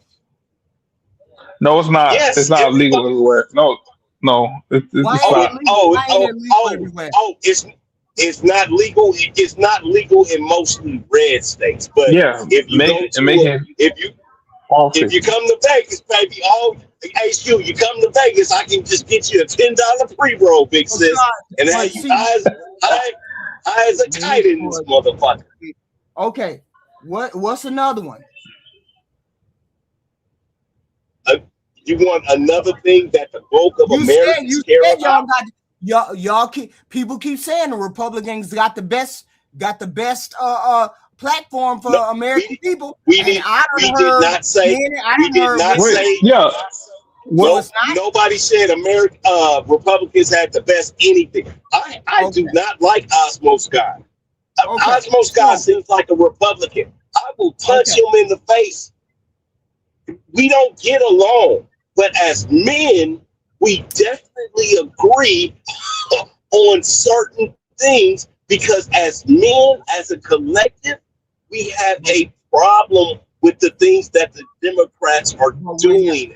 And that's all I'm saying. We're not talking about the Democrat. We're talking about this is true. We're talking about the Republican platform. You said there were things that we could all agree on. What are some of those things all of us can agree on? So less government that has to do. Yeah. What do you mean less government? The red tape. Hold on. That's a campaign slogan. That's not something that everybody is going to agree on. Everybody doesn't agree on that. So that's not one. Yeah, less government is like when IRS is trying to we see even Cash App, every kind of transaction you make, they're trying to control your money and tax on every little thing that you got going on. Government trying to intervene. So that's very annoying. So people can't spend their money or invest how they want to invest because selling real estate, so many different kind of things you try to do. Government's there trying to tax every dollar and try to get you or fine you if you don't do it their way. Sanctions, stuff like that. So what's another one? I got 3 so far. What's another one? Everything that has to do with the LGBTQ. And once again, I know you don't like that. So that's why I put it under an umbrella. For the most part, the Republicans are against it. And you could say it's because, like I told you last week, but I say it's we are a Christian majority country.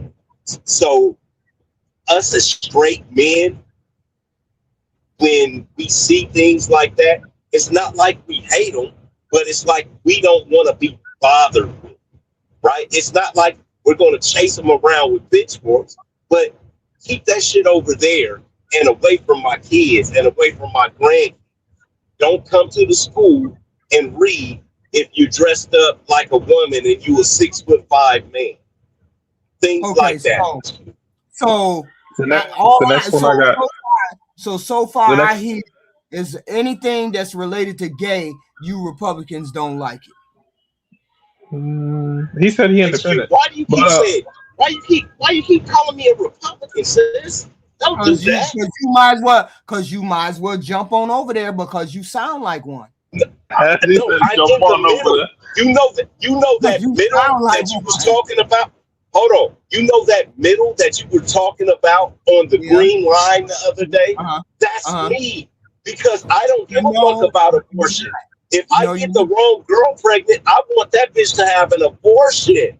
Okay? I don't care about abortion. Have you voted Democrat before? Yeah. I voted for Obama. Yes. Every year I could. So you mean to tell me that you voted for a Democrat all this time, and then all of a sudden, because there was men in sports and the LGBT they got pushed forward, that took you out of the Democratic square? Yes. So he has his boundaries. He has a preference. You don't think he should have that then? I'm a Christian. I just want to make sure. Is there another? Wait a minute, hold on. You said this was a collective of what you all think is important to America. As far as men, like I said, I want to know what's important. You said there's a big gigantic portion of y'all, I'm assuming independent, I'm assuming Republican, that they will rally behind these things that you told me. Is there any more things that y'all told me? Yeah, Yes. foreign aid. I'm pretty sure foreign aid is one of them. You said what? Foreign aid. Yeah, what about you know what? I kind of don't believe in giving money to people in Africa either. So you got me on that one, Osmos guy, but I still don't like you. Okay, just to let you know, but you do have me on that one. What do you mean foreign aid? What do you mean? Giving money to Africans and Middle East, giving money to people that need it overseas. We send like maybe $800 billion just all over into different countries and stuff like that. And we don't really get like the reward. Like you could leverage it if you aiding them because they depend on our dollar and stuff like that. But it's really because we want to have our hand in everything. But at a certain point, we need to stop doing that. I think that's just a waste of time. We need to keep that money here in the country and develop us as the people first before we can consider that. Or they give us some kind of benefit, access to land and some kind of resources. But if we're not going to do that because we want to keep like a treaty between them, waste the money. Wait, hold on. So I want to be clear. You all said that you changed your mind from a Democrat to a Republican because the Democratic platform started pushing the men in sports and the LGBT community, right? That's what y'all said. I'm with that partially, yeah. I didn't say I changed to the Republicans. I just said that right there is a huge sticking point for me, and I could not vote for a Democrat as long as they're doing it. That's all I'm saying. But I cannot vote Republican either. So I never voted Republican. Okay. Yeah, I'm a new Republican. So a fraction of it for me was what you just said. It was that, and then it was Biden telling me if I don't vote for him, then I am black. And I was like, well, fuck, nigga, I ain't black then. And then another portion of that was when they did the stimulus thing, whatever it is, during the pandemic. I was like, hey, yo, they could have gave black folks reparations and they didn't do that shit. That's a slap in the face. Y'all do know how to give out the money, but they didn't do that shit. I was like, what the fuck? Why would I have a vote for the blue people? We ain't gonna get shit. Fuck it. I'm going red. Okay, so I just want to be clear. Did not vote for a Democrat because of these things right here. Okay.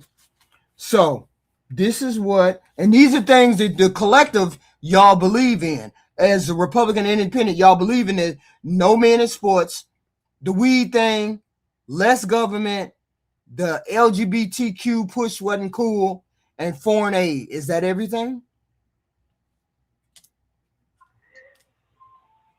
Is it? I don't know. You got to double check with him. I said what I said. I don't know if it correlates. Black America?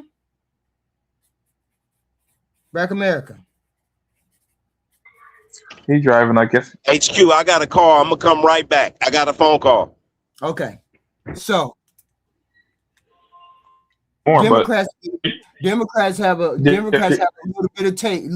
bit of more of a take, because I expected you all to have a more general view of what you want, this direction you want this country to go in. I wanted a general view of what y'all wanted this country, a direction y'all wanted this country to go in. And I'm gonna give you how many you give me? 1, 2, 3, 4, 5.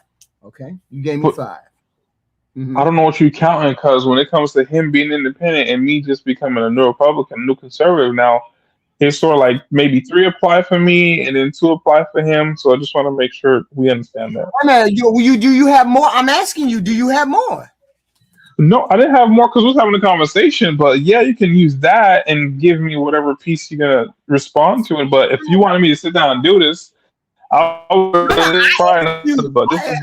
asked you, what was 5 things that a Republican can do that we can all get behind? I asked you that. So give me your 5 that you think and I ain't even gonna question you. I'm just going to write them down. You give me 5 things you think the American people can get behind as a Republican. But it's true. I can't give you that right now because I actually have to sit and think about this. Because why? As time progresses, like I say, I was originally a Democrat and now I'm conservative. The stuff I didn't care about shit when I was a Democrat when I was younger. Now that I'm getting older, I stick to conservative values and principle. So to think about that, I have to look at the conservative group as a whole and didn't give you them things. But that was just me off the bat telling you how I see things and what I see that I'm not in agreement with or what I would agree with. So telling you 5 right now, I can't think of shit 5.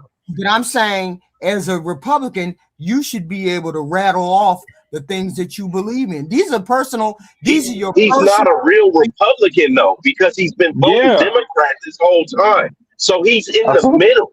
He's not partisan. This is his first time voting Republican. He's not a real Republican. Yeah, so he's like a baby Republican, HQ. He just but here's the thing. It was things to turn him off. Yeah, but the Democrats. The thing is, everybody has their own moral compass. Every human being got their own moral compass. Every human being understands what's important to them, that should be important to them. That's what I'm saying.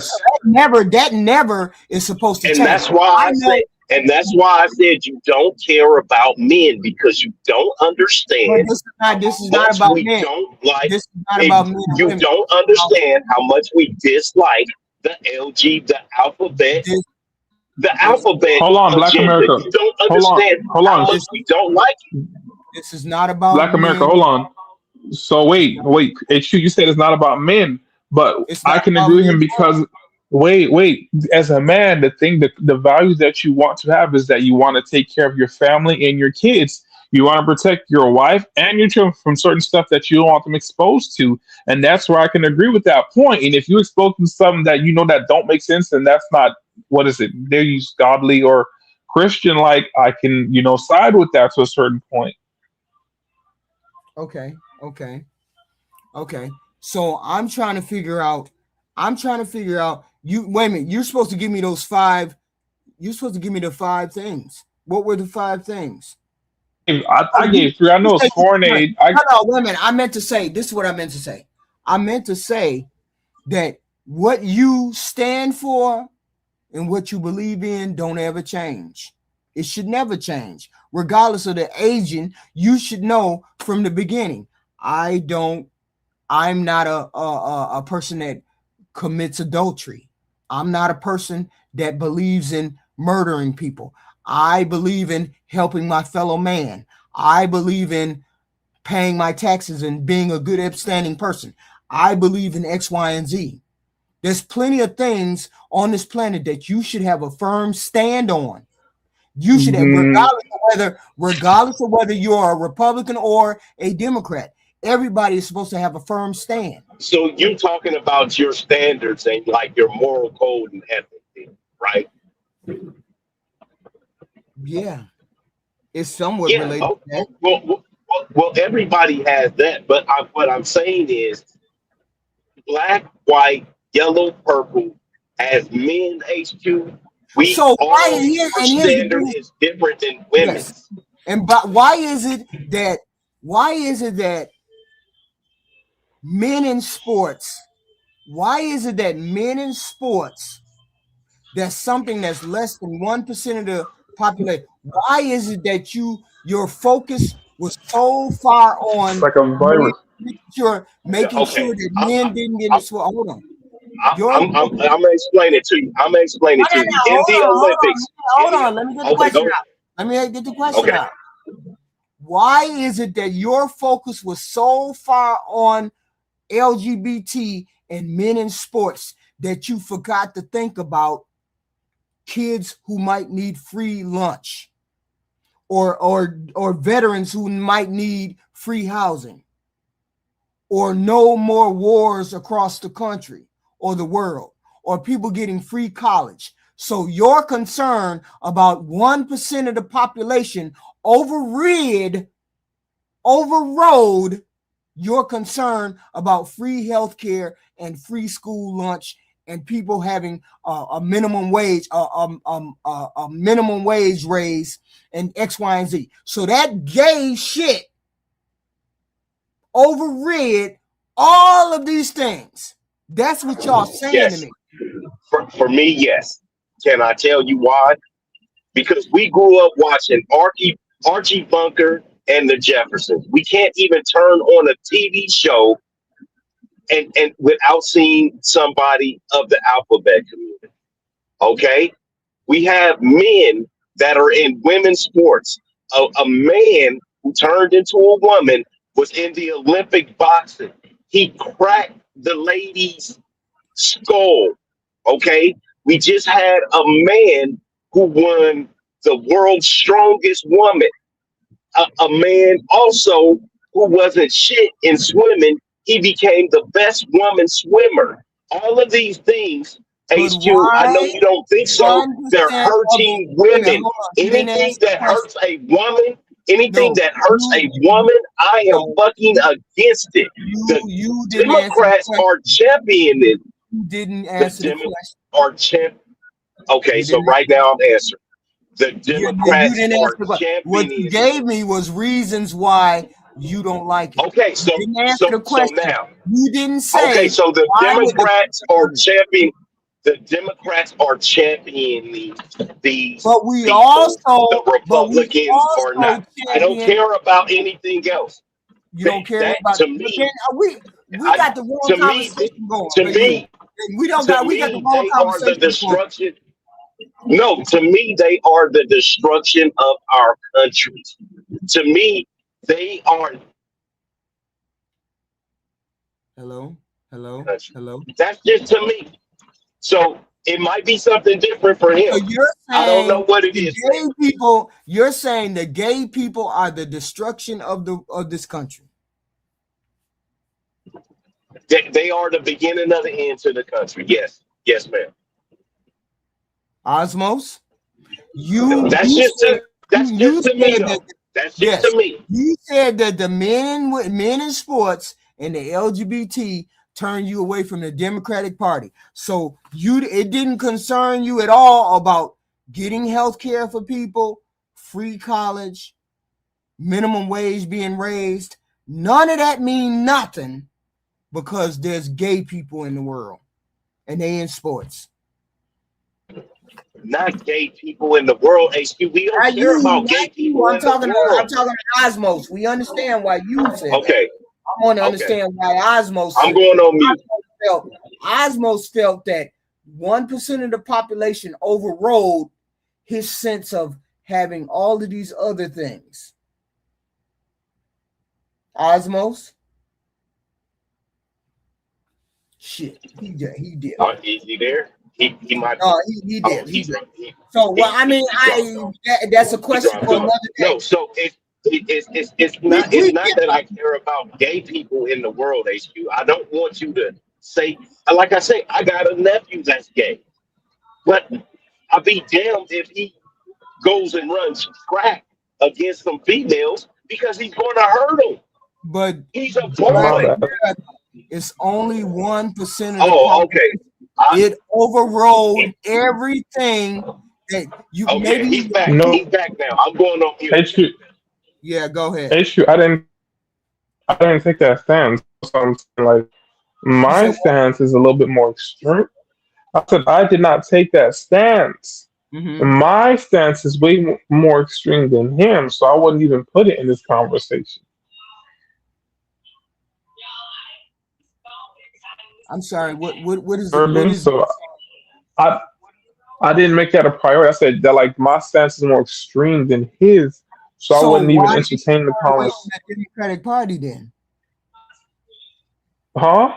Why did you turn away from the Democratic Because I told you that it didn't make any difference or sense to me like that. So they went far left. Like, let's say originally when I was younger, it seemed like they made sense. But again, I grew up in a Democratic neighborhood.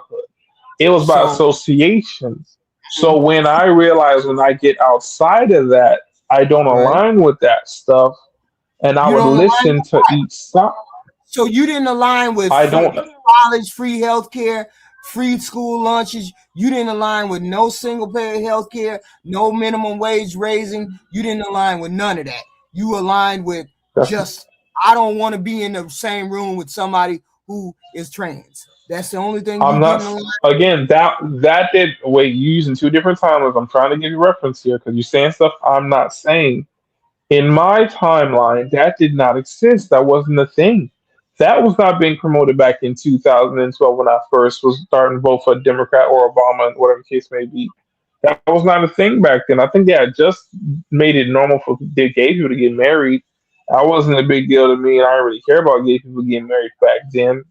What it's become now is way past the threshold on for me to be We're like, asking oh you. shit, what the fuck? What? And we're asking you, what do you mean they have went past what? Went past how? Trying to make a person agree where a man can be a woman and a man can have kids, a guy can be in a girl's bathroom. But again, that's the extreme stuff and whatever the case may be. But Okay, you're so saying that's that the extreme case. When it's 1% of the population, what made that override the fact that we want to raise minimum wage? We want free college for everybody and then no more wars. What made that override? No. Again, you're talking about something else. I'm not taking this stance. At what point no one introduced to me and showed me that they're trying to offer free college and what is it? What else you said? Free food, healthcare, and all that stuff like that. Yes. That has not been promoted to me at no point in It ain't time. never going to be And promoted. no, wait, and no viable solution or system to be able to maintain that. Because the biggest thing what I'm against is when I see that they say conservatives like avoid paying taxes, Democrats like taking taxes from hardworking Americans. So I had to pick a situation to be in. Do I want to be the type? So yes, I'm serious. So I was about to say earlier. I was trying to interject that, but you guys were Hold on. talking. You just made an accusation. How is it? Okay, let me finish the point. Let me finish the point. So you believe in something that we hear a lot of times, and it's see, and then I say, who's gonna fund all of this free stuff? Who's gonna fund this free education, this free healthcare, this free this, free that? And I'm like, ain't no free hand. That's what I mean. So again, what I mean about the collective. We back where we started. Osmos, let her speak. Wait till she finish speaking because I can't hear both of you guys. We back where we started. Democrats believe in helping the collective, and you all don't. Do we back right where we started? we have to. No, you saying how? I went to other stuff because there's no format or system that makes sense on how you're going to actually try and act this situation. So you say free education. So free education, let's go down the line. If you say free education, the people right now who already paid for their education, the Democrats and Republicans or whoever independent, they're in student loan debt, and student loan debt doesn't go anywhere. So if you right now eyeballs in debt for $200,000, you borrowed money, and then you need to pay that back, right? So now, at what point in time do you start this free education for the people coming after you to not have to pay? Meanwhile, people who already got their education still have to pay. Do we forget that debt? But we need them to pay that debt because they borrowed money from other people who didn't even go to college or go to school. Because again, use taxpayer money to be able to fund this free education. But again, you have to pay this back. So I'm trying to say, how would that work? That doesn't sound feasible. Where is this money going to come from? Who's paying this? Then you go to free healthcare. Okay, free healthcare. Why? Because there's private, and then after that, there's public. So I'm like, okay, again, where is it supposed to come from? This free is private because corporations run a certain way. Business structures run off of so many things. People pay insurance. There's all kinds of insurance to cover different kind of things. So I'm like, you got your kids, you got dogs. Some people care about their pets, their dogs. So I'm like, well, all this free stuff, who's paying this? So then I look at why the conservatives move the way they move. They're like, no, I ain't taking my money. I'm getting these tax deductions. I want these tax cuts. I run a business. I run this. I don't need you trying to raise business tax and property tax and all that stuff like that on my ass. I got employees to feed. I employ 50 people. I'm trying to feed them. You trying to stress me, and I'm trying to make a profit too at the same time. So that it makes no sense to me. I'm looking at it from a logical sense. If I'm a hardworking person and I'm trying to start something or create something, and then government gives incentive, you get people working. So if I'm going to create a system, I'm going to work with the government in a sense where, okay, if I get people working for the money, they can tax it, sure, no problem. You get your cut, whatever's the minimum you need, as much as I can get. And I get that sense. I'm not sitting here thinking to myself, well, we need the government to make this free, make that free, and this free. But I'm like, doesn't the government use taxpayer money to do infrastructure, to do this, to pay firefighters, to pay these people? So again, I'm not understanding how I just have this one, oh, then we need free this or free that. Then you got crazy people that want to have these sex changes and all this. Well, I'm not paying for a motherfucker want to chop his dick off. What the fuck? Why would that shit getting out of pocket now? So that's how I get into that side where I'm like, okay, I see why I'm going more to the conservative side. These people making more sense than motherfuckers is crazy. That's the notion which I'm trying to explain to y'all. I get to where I got to.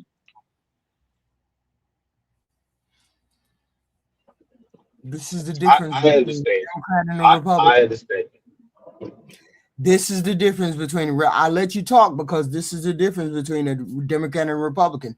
I'd rather my tax money go for free health care, for free college or free lunch than I would go over to Israel and pay for Israel's people. Or I don't support Israel at all. There are wars that are over across seas, or money that goes out of this country for other things. I'd rather my money go for helping people with health care and getting people free college and people getting free lunch. I'd rather my money go there. You're saying that you'd rather your money go to the billionaire tax cuts. You'd rather have your tax money go to Israel. You'd rather have your money go to I don't know. No. I do not side with Israel in any capacity, shape, or form. I'm telling you the difference between the Republicans and the Democrat. We would rather our tax. I do not support Israel. Well, that's where your money is going. Yeah. I don't think any of us. I don't think any of us support Israel. HQ and our money went to the tax cuts. I didn't vote for no tax cuts going to the rich. I didn't vote for the tax cuts. And he said he doesn't want foreign aid, which means any foreign aid going to places like Israel or anywhere else. Who said that? I said that I don't want foreign aid going out the country. Yeah, but you don't want any foreign aid going out. You don't mind war?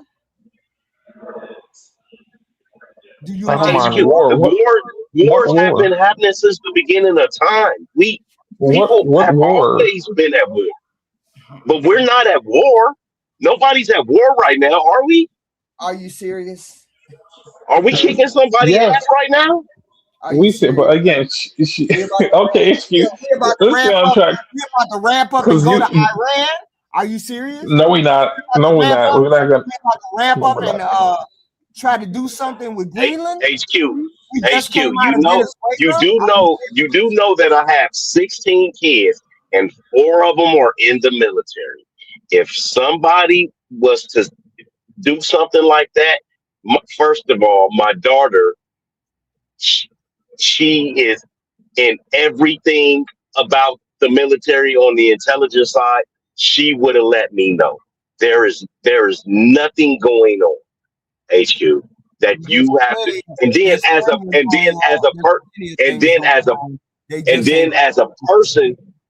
a person in America, HQ, you don't have to worry about it because the war is not coming to your doorstep. If they are bombing somebody else, what do you mean? We don't have to worry about it. We still are at war. Wait a minute, hold on. You're getting in the weeds. Oh, go ahead. It's difficult to talk to y'all when you get in the weeds. We're talking about our tax money going for wars, our tax money going to Israel, our tax money going over to Argentina, our tax money going for a part of the White House being built up that shouldn't have been torn indirectly. Down. Our tax money going to things that instead of the things that it should be going to help the collective. The collective should be helping people get free health care. The collective money should be going to help people kids get free school lunch. The collective money should be here in America first. You're talking about stuff supporting a party, a Republican party, that doesn't put America first. They put other countries first. They put Israel first. I ain't got health care. These people ain't got health care. Fuck what Israel wants. We went to war. Money went over Oh there my to have God, war. HQ, you can't even bother putting Israel in this. I don't support Israel, but before Biden left office, he pardoned most of his family and sent billions to Israel. We're not talking about You Biden. can check that out. We're You not talking know, about Biden. but it's not that. We're Both of talking them, about Biden right send now. money to Israel. Both of them We send are money. It talking don't matter if it's red. about It Biden right doesn't now. So matter if so it's red or all blue. They American both send presidents, money. all American Biden. presidents do. We All talking They've been sending American money about presidents since. Biden. send money to But Israel. you're being discontinuous. They've been doing that since the No. 60s. Stop. We're not talking about Biden. Y'all get into the weeds when we get to talking about stuff. Stop going all the way around.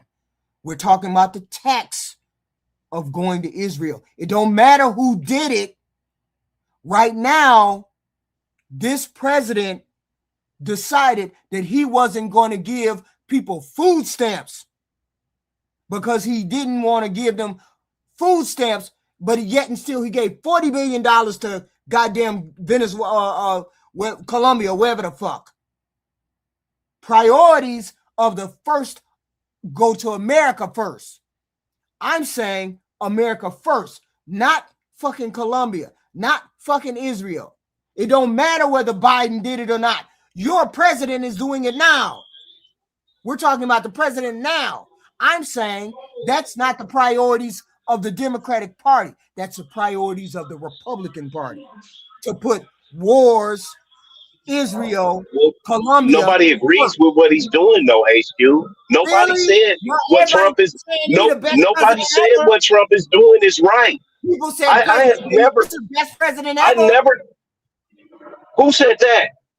According to the chat, this is the best president ever. Well, because Yet most of we're them, not most of America the people first. you got over here are white. I tell you what, I drive all over the country, HQ. I live in Vegas. I drive all over the country. Why do we have Confederate flags and Trump signs together? Can you answer me that? I'm not a Republican. I don't know why they would have them together. They think they're more American than liberals. Why? Exactly. Why do we have Trump flags and Confederate flags together? HQ, I don't like Trump. As a black man who drives all across, this Western Hemisphere, I have. You just all I'm saying is you either America first and the Republicans are not America first. All I'm saying is just because somebody has men in sports on one of their agendas doesn't mean that you change parties or your priority. I'm telling you, my priorities is raising the minimum wage, free school lunch for kids, free college for anybody who wants to go, free health care for anybody who needs medicine. Those are American first policies. And I'm saying I don't want to be involved with it. I don't want to be hold on. I don't want to be involved with a party that wants to have wars, wants to give Colombia $40 billion, wants to give Israel money, and I can't get health care for the people that are here. I can't get the minimum wage raised. That's the priorities I'm talking about. These are things that I stand on. I will die for these kind of principles before I give my money to Israel, Colombia, or have a war. What do you stand for? You don't stand for these things? Then you're not a Democrat. I understand that. I stand for protecting women. I'm a man. I stand for protecting women. Anything that is going to be harmful or hurtful to a woman, because I am a man and I will give my life for that. I will give my life for your life. Well, women, because I'm a man, that anything that goes against being for women, I'm not good. I'm not good with it. I don't like it. I got daughters, sisters, mothers, aunties, cousins. Anything that is harmful to a woman, I'm not with it, not at all. You should be and all that's for, and that is the bottom line. Medical. You should be all for everybody being able to access medical, children being able to have free lunch, people minimum wage going up higher, women having safety nets when they on a job. You should be all for those things. Do you want to know why? You know those things don't matter because my kids were on my medical. So that's medical covered and out of the way, right? Women, you said free lunches. I've been working since I was 8 years old. Okay. And then when I became a teenager, I've been working then since too. I've always taken care of all of my family and kids and things of that nature. People should take care of their own. Now, if you're talking about somebody like my mother, when my father passed away, right? Now, my father is, even though he's passed away, he's still taking care of my mother because of his retirement. My mother was his job to take care of. It's not my fucking job to take care of somebody else's mama who didn't have a husband. Go ahead. I'm going on mute. I'm saying we have rounded the corner. We have rounded the corner yet again. I, as a Democrat, believe in helping all Americans, whether they're white, black, or Hispanic, get health care.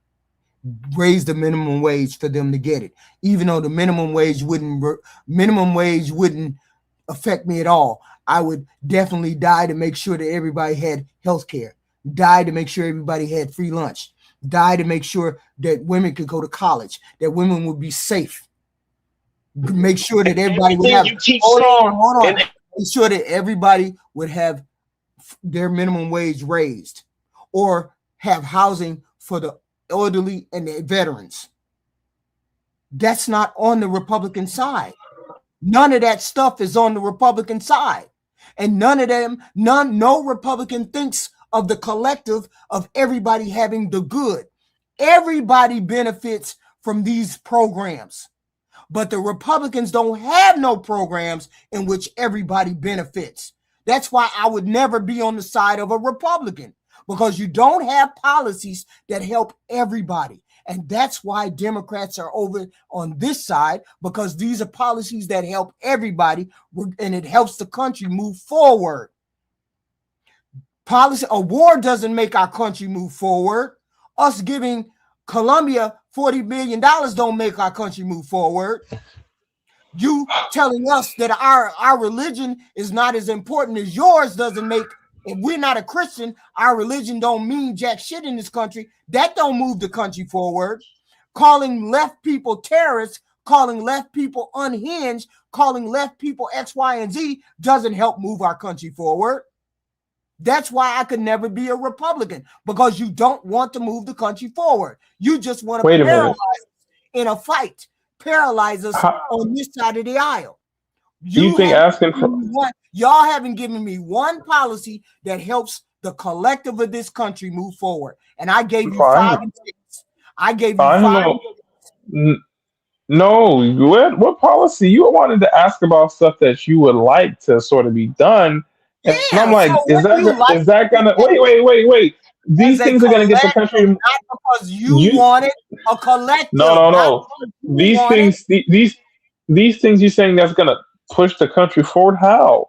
Once you guys get what you want, you guys go back to sleep and become stagnant. So when you guys have to work for this free stuff, I'm talking about you. Where are your policies as a Republican that moves the country forward? What are y'all policy? You think the policy to put weed on the docket will move our country forward? This is what y'all. And I'm saying, you want to know how it helps in Vegas? Every school, every elementary school in Las Vegas, they all have Chromebooks. Thanks to we have legalized marijuana here. And the money that they make off of the legalized marijuana HQ, it goes to our schools. And that's every school, and it works for your state. So if you voted for that, then that was for the collective. That's what I'm talking about. Something that helps the collective. It didn't help you. It helped the school. That's what I'm saying. Free lunch for every kid across this country. Oh no. Collective. Oh no. What you saying? Where's the money? Where's the money going to come from?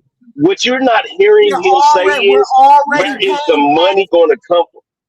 Well, if we could pay less, we could pay less. We could pay less in taxes if I didn't have to worry about little Johnny because his mom is on drugs. We could all pay less. And that's what I'm saying. Yeah. I want to pay less. Yeah, I don't care about little Johnny. Fuck him and his mama.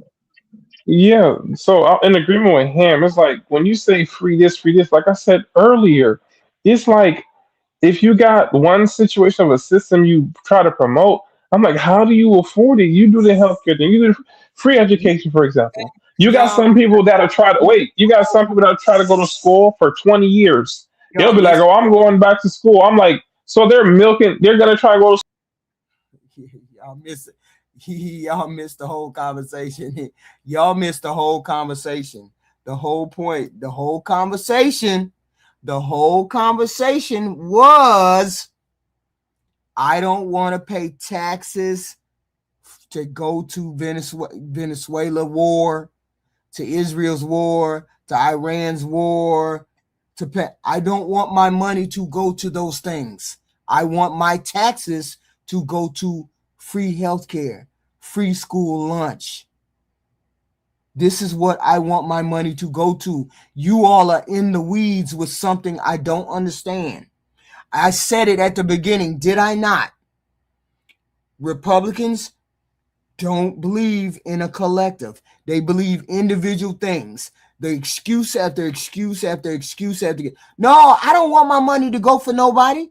Even though right now, the medical insurance that they're paying through their job already supplements other people, but they don't want to help pay for single payer. So, and they would be paying less, but they don't want to do that because then it would mean paying for somebody else.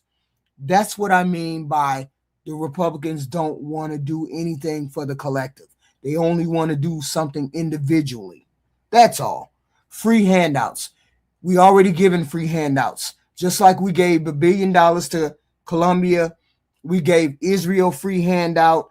We doing free handouts because of wars, all that good stuff. They're already doing free handouts, goofy. We don't want to do free handouts to other people. We want to do free handouts for our people. That's the difference. America first, not somebody else first. I don't understand why this is a hard concept. No, Osmos, we good. We good, Osmos, because I got to finish my presentation because we're going to go round and round and round and y'all are not going to get it. It's okay. It's okay that we gave. It's okay that you all want to pay for just yourself. It's okay. I'm saying that's the difference between me and y'all. It's the big difference between me and y'all. Republicans and Democrats. There's nothing wrong with that. Nothing wrong with that. Let me finish. This is the last video, and it's not that long. It's about 15 minutes long. That's all. Before we start this video, I got to be honest about this. This is not a calm video. This is not a careful video. This is not a video where every claim is proven or undocumented. Okay? It is what it is. Her anger doesn't mean something is wrong. It just means that you got to be careful to listen to what she's saying. She's reacting to the Trump administration. Her core argument is America's problems are no longer theoretical. The rest of the world sees us and sees the problems that Donald Trump has put among us. She's also making serious accusations about what's going on. Some of them are documented, some are not. So I want you to listen to her and evaluate what she's saying. So let's listen. It's not that long. Time to stop caring what MAGA thinks. Welcome back to my YouTube channel, Politics with Cheri Jacobus. Thank you for subscribing. If you're not yet a subscriber, if you like what we do here, and you like the discussions and the content. She's also a very, very knowledgeable person. She's been a Republican strategist, which means she looks at all the angles. She looks at what's going to work, what isn't. what is, what isn't. She's a Republican, so she knows everything that she's talking about. So let's listen to her. Comments, please join in. The consequences are now starting to happen directly to Americans. Maybe your MAGA friends who did this to us will start seeing it. A case in point, EU announces full suspension of visa-free travel for U.S. citizens and officials. So there you go, and effective February 1st. And this is in response to Trump's tariffs over Greenland and the dispute. Okay, he is also putting up memes himself. The White House is showing a map where the United States takes over Canada, the Arctic regions, Greenland. They think this is just hilarious. The rest of the world does not. We have been slow on the uptake. I've had people on, ostensibly on our side get so mad at me over the course of the years when I speak out against people who are supposed to be on our side, who are really just opportunists and grifters. Michael Cohen is one of them. Okay. You guys never should have latched onto him. Not you guys, maybe some of you haven't. Once you give these people an audience, that's what they want. There's no reason to ever have trusted him as the person that gets your money, your attention, your loyalty. I don't care if you personally think, oh, well, redemption is good. That doesn't mean you get to be at the top of the heap and have this huge audience and this huge impact and book deals and money and blah, blah, blah. Same with George Conway, by the way. He proved that he's what I've been telling you all along he is, a crass opportunist running for a safe blue seat. Fine if you want to forgive these people. I'm glad they're on our side. But when it crosses over to now they have to be our stars and our leaders, the rest of the world looks at us like we are idiots. And I know sometimes we sit back and we say, well, MAGA did this, Mitch McConnell, the Supreme Court. We did let it happen. I've said before, Lincoln Project guys have the Democratic House majority sitting in their bank accounts. Because everybody, we love their videos. Did you check to see if they were actually spending your money to air the videos on TV in areas where persuadable voters would see them? No. So these guys pocketed about half the money. They got about $100 million. They pocketed about $50 million of it. The average House congressional race as of 2019 cost $2,000 to win. $50 million was the House Democratic majority. In 2020, when they got all this money, Kamala Harris, Joe Biden won. Democrats were supposed to, at that time, were in line to increase their House majority, which would have cushioned them against the expected midterm losses of 2022, where they would have lost seats, but not enough to lose the majority. Instead, they lost, I think, a net 10 in 2020 and then lost the majority. This stuff matters. And I start getting queasy and don't talk about it anymore when I start getting attacked. There is a clique. You see some of them in some of their different groups, and they all have each other on. Dave Troy is somebody who has been warning us about what's happening now for years. You occasionally see him pop up on TV. He's the type of person that we're supposed to be locked in on and listening to. And there are others like him. Instead, we demand to be entertained. The rest of the world is now affecting our travel. Maybe that'll affect your MAGA friends. By the way, it's not just politics anymore. If you're not talking about this stuff with your MAGA friends, you may as well just be MAGA. It's not okay. The wolf is at the door. This isn't just politics anymore, especially when your kids start getting sent away to fight and die for Trump and Putin in Greenland and other places.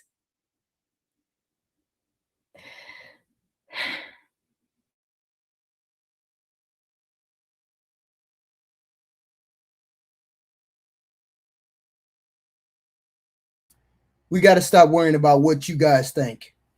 You got to start worrying about what's going on with the country as a collective. Instead of thinking about what you want and what your family, you have to think about what's good for the country. She's saying stop caring about these goofy people that be on the internet that's telling you things because they want to make money. People people are manufacturing. Trump says manufacturing is coming back to America. No, it ain't. Ain't no manufacturing coming back to America. Ain't none of that coming back. Okay. The consequences of what this president put into place are upon us. We're starting to get travel restrictions, global backlash. Allies are reacting, going other places, doing other things. I don't understand how MAGA doesn't see what the hell is going on and why this president is done a shithole job. What's happening in Washington, D.C., now we starting to feel this goofy shit that this president has done. And she's like, it's everybody's fault because nobody is stopping this president. Nobody is stopping this president. And we continue to slide down this same slippery garbage slope. Keep going. We did this, and we have to find our way out. We have to be more discerning. We have to be braver. We have to be smarter. You know, remember that Trump said about his own daughter, Ivanka, while he was president, in his first administration, and his then chief of staff, his former chief of staff, Kelly, had to kind of talk him down from this and said, this is your daughter. Trump is talking about how hot Ivanka was. He talked about her breasts and her butt and what it would be like to, about his daughter. We've heard wild things that could be in the Epstein files and what Putin has on Trump for a very long time. And some of it seemed too far out there. I'm thinking that we really had no idea how bad it is. I think he's violent. I believe that there were deaths involved, snuff films. Even the Sasha, whatever his name is, tapes, some parts of it sound plausible, some don't. But at this point, folks, when we start finding this stuff out, and Trump puts his stuff out there, just seeing what the reaction will be. We have a United States president who is now invading other countries just because he wants to, for him and Putin. And you have MAGA friends who are okay with this, or they don't quite understand it or something, because Trump loves the poorly educated. People don't want to be bothered fighting this. They want to be nice, but that's not the definition of nice. That's the definition of letting somebody else do the dirty work. I'm always willing to do the dirty work. I'm always willing to do the dirty work, as we know. But Michael Cohen, I believe, knows everything that's in the Epstein files. And I think he knows a lot about what's not in the Epstein files. His personal involvement in the activity is immaterial. He's been elevated to this redemption status. I've had people screaming at me because I won't take him seriously or forgive him. It's like, first of all, I know he did some of the stuff against me for which he's never paid a price. And the rest of the world doesn't get to speak for me when he gets away with what he did to me and to other people. But it is that level of stupidity. We have no right to sit here and ask why the Republicans in Congress won't do X, Y, and Z when we on our side embrace a criminal and a liar and somebody who knew about pedophilia and maybe some murders. And I do believe that she's speaking out. She's telling you that there's something so vile in those Trump and Epstein files.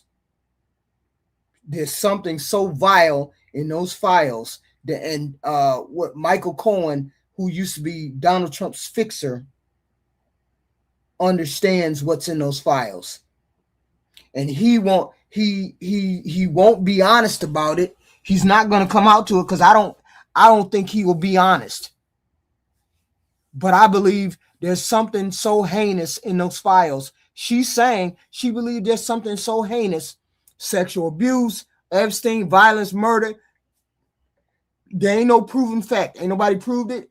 She's saying it out loud. The whole point is she going there. She believes that there's stuff in them files that is so heinous. Michael Cohen knows exactly what happened. Because in order to protect your client, you need to know how far your client is willing to go. And he knows how far Donald Trump is willing to go. And she believes he knows this. Michael Cohen knew all about all of that. And we have some opportunists that make some coin off him. And they do a lot of other good things, but this stuff is not okay.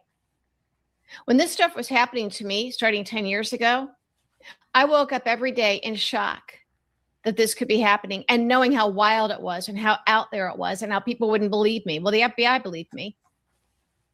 You don't just call up the FBI and get an investigation. It is a process. She's a victim. But they know that evil people exist.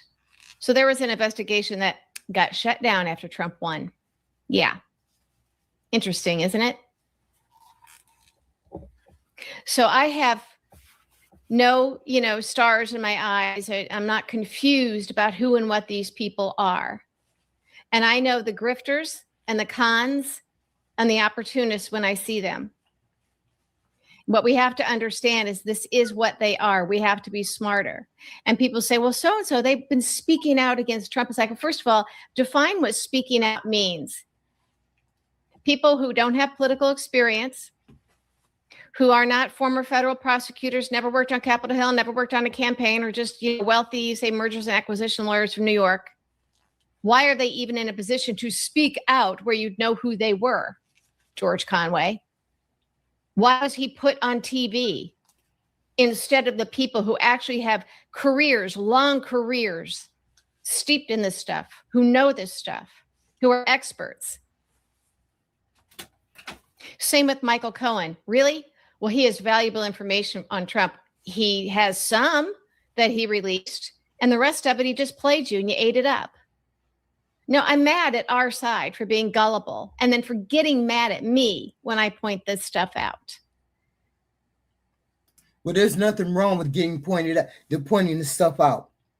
The whole point is you'd rather have Michael Cohen as an adversary than an enemy, because I'm pretty sure he did some heinous things back in the day because he was Trump's fixer. And from my understanding, if anybody's seen that one show that was on HBO or Showtime with that one dude who was a fixer, I forgot his damn name.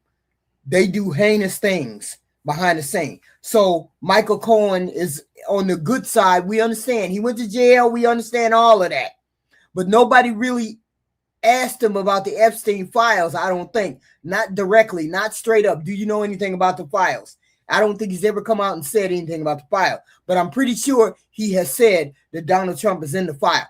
If Michael Cohen says that Donald Trump is in the files, then Donald Trump is in the files. She's just mad that people are not hanging Michael Cohen the way he should be hanged. And yeah, there have been times when I felt silenced because I didn't have the bravery to keep going, when people were ostracizing me, when I wasn't part of, the clique, the Never Trump clique or whatever it was. When sound goofy, Ron M9. You sound real goofy. They weren't, increasing my audience as part, everybody takes care of themselves and each other. Their little, Upper East Side, Park Avenue dinner parties, things like that. There are thousands of people who are patriots, who are experts, who are smart, and they just don't have the juice to be regulars on TV. So yeah, I blame TV too. The TV producers and the bookers, they want eyeballs. The person that, you've got 2 million Twitter followers and everybody likes you and you got a hook of some kind. You got a gimmick, a famous last name. You give us some drama and soap opera stuff with your marriage and divorce. And we elevate these people. This is how we got a Michael Cohen. Michael Cohen should have been in prison for a lot of things a long time ago. Then maybe he would have told more of what he knows. And now we know that he knew a lot about what was in the Epstein files. And while he's sitting there getting your eyeballs and money and fame and book deals, we get further and further and further down this hole that we might not be able to get ourselves out of. We could have probably kept Trump from running again. Or we could have stopped him in his tracks. I believe the worst of what we've heard that's in the Epstein files, now that we know a lot about Trump, the way he talked about Ivanka, I do believe, based on that and other things we know about him, and the way she is around him, I do believe, this is my opinion. I do believe that he sexually molested her when she was a child. Whoa. Whoa, whoa, whoa. I ain't expect that to come out your mouth. What the hell is going on? Woo. We look, these are unfounded fun. We don't know whether this shit is true or not. We don't believe. We are not saying any of this. We don't believe, or we are not saying that we believe any of this. We just listening to the video. Listen, these are allegations. She making extreme accusations, not proving facts. Jesus. It's important to say that out loud, not to dismiss her, but to keep ourselves well grounded above this. What matters analytically is why she's going there. She believes the system failed to confront danger early, confront Trump early, and get his ass the hell up out of there. Never should we have elected this person. I blame Mitch McConnell. I blame bitch ass McConnell, because McConnell held all of those senators back from impeaching Donald Trump. When they wanted to impeach him, they didn't. And McConnell held them all back from impeaching this piece of shit president. I blame him for all of this. And I hope he fall down a flight of stairs. I think that Donald Trump is one of the most evil people to rise to power in the history of this planet, of our civilization. I think that we haven't even touched upon it. And Michael Cohen is part and parcel of that. He is evil and has been for decades. People like him seek this sort of thing out. They weren't fooled. He wasn't fooled. He wasn't fooled, people. George Conway wasn't fooled by Trump when he was flying around the plane and trying to become a solicitor general and then try to get the other job. He wasn't fooled. And Trump didn't ruin his marriage. He and Kellyanne did that to themselves.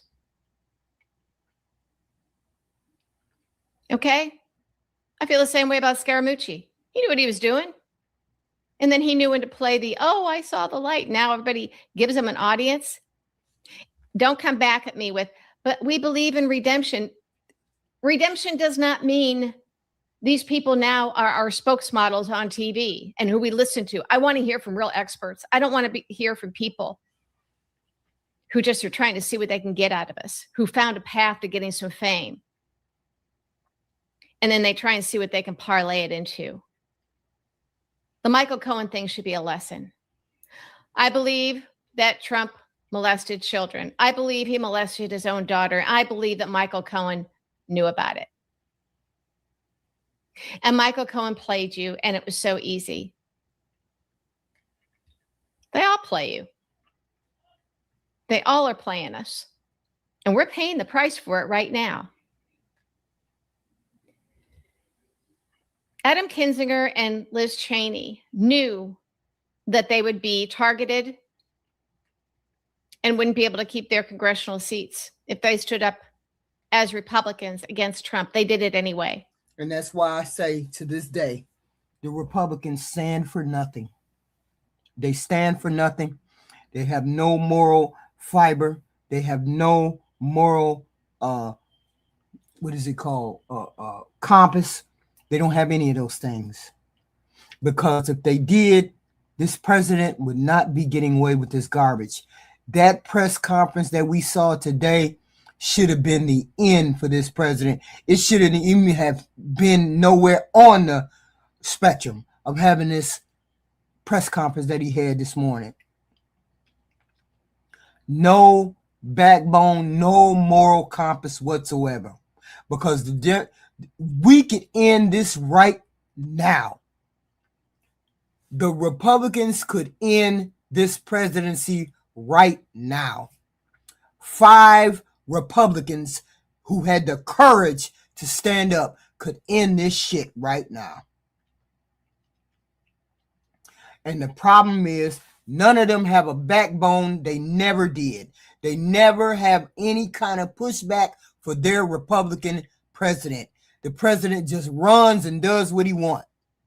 People were criticizing Biden. They kicked Biden out of the party. The Democrats kicked Biden out of the party. They told Biden that you had to quit. Obama, they was like, you bombing over in Libya, stop that shit. You got to serve, you got to show your birth certificate. We Democrats will hold our party accountable. We will hold our president accountable. The Republicans don't have no pushback. They have no moral fiber. They have no, that's why they can't run the country, because they don't know how to stand up to their own party. They don't know how to stand up to their own party. When Biden was where he was, people told him to get the hell out the race. Get on out the race. We went to our president and said, get the hell on. Republicans will never do that to their people.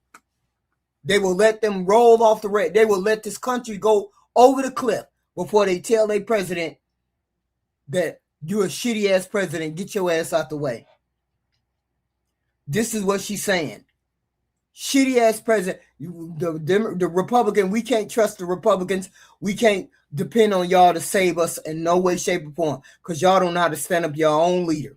Never would, never could. They did it anyway. You don't have to trust or agree with their politics before that, but they're in a different category. Once it became clear that Trump was a traitor and a criminal, and they knew the danger of this, they did their job and they were exposing him at great risk to themselves. Very different from the people who knew what Trump was, pretended they didn't, and they go and they get jobs or try and get jobs with him. Come on. Hell yeah. She's calling out you regular Republicans. She's calling out you Republicans. She's saying you don't have any moral fiber or any moral standing. That's why nobody should put y'all in charge of y'all shouldn't even be dog catchers. You political Republicans shouldn't even be dog catchers, because y'all don't know how to stand up for nothing. Fine.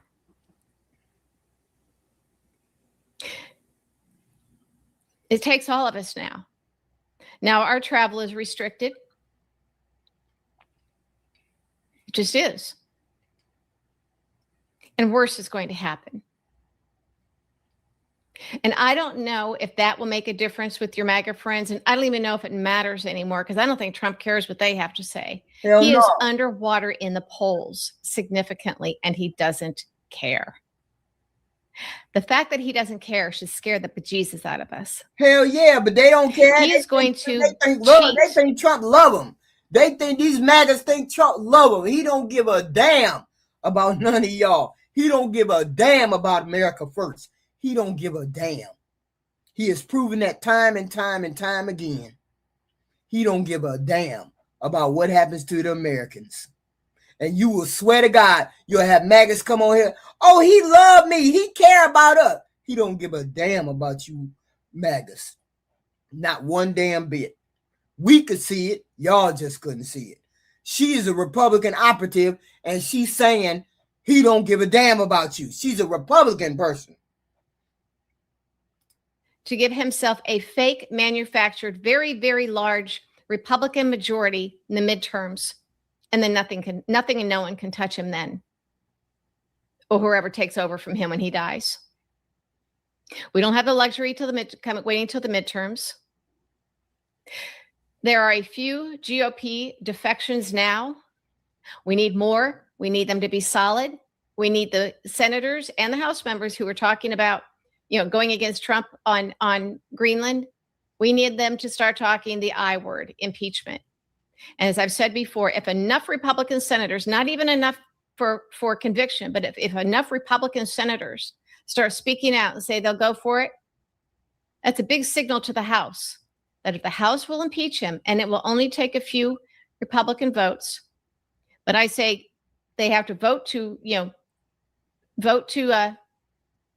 just make a call for vote on the speaker, on the gavel. Put Hakeem Jeffries in. Yeah, that's what they've been talking about. Pull a House vote up and get rid of Mike Johnson, because Mike Johnson co-signs everything Trump says. I'm sorry, MAGA. This president is trash, and everybody sees that this president is trash. Everybody sees that this president is trash. And even Republicans are coming out and saying, let's make Hakeem Jeffries the House Speaker, so that the House Speaker, so we can get rid of this president. That's wild for a Republican to be saying. That's way out of pocket for a Republican to be saying, let Hakeem Jeffries become the Speaker so that we can get rid of this president. That's wild. Have a vote on impeachment. Send it to the Senate. Have the Senate vote on conviction. And that seems to be about our only chance to save this country. But that doesn't let... Wait a minute, but why is she talking about save the country? All of y'all see that the country needs to be saved from this president. All y'all see it. Even you Republicans who don't want to stand up and say nothing. The Republicans said, if Donald Trump tries to go get Greenland, we are going to impeach him. Please try to go get Greenland, Donald Trump. Please, because we're tired of this bullshit. Please try to go get Greenland so we can get rid of this president. Please try. He's underwater with everything. Nobody wants this president, and he's only down to a 33%, 34% approval rating, and all that's MAGA. Our fellow Americans off the hook for believing every opportunist, liar, snake oil salesman. I don't want to hear about redemption. It doesn't make you a good person because you're going to get, oh, I trust these people. Everybody should have redemption. Just don't piss on my leg and tell me it's raining. Redemption, fine. Get to the back of the line. Go off and pray to your God. Do whatever you need to do. Ask people for forgiveness. But you know what? That's not what these people are doing. It all plays out on TV and book deals and their big podcasts. Ooh, and congressional seats. And again, not running to flip a red seat to blue, running in safe Democratic seats. All of this stuff matters, people. But we have been as stupid as MAGA on our side. We just have been. And we have to be smarter. And it might be too late. It might be too late. Well, we hope it's not too late, because we got to get rid of this president. We just got to get rid of this president because he's not a good person. He's never been a good president. He wasn't a good president in his first term. He's not a good president now, unfortunately. We actually are in a situation where every video shows one of Trump ICE agent thugs murdering a woman who's legally protesting, exercising her rights, and she's murdered in cold blood.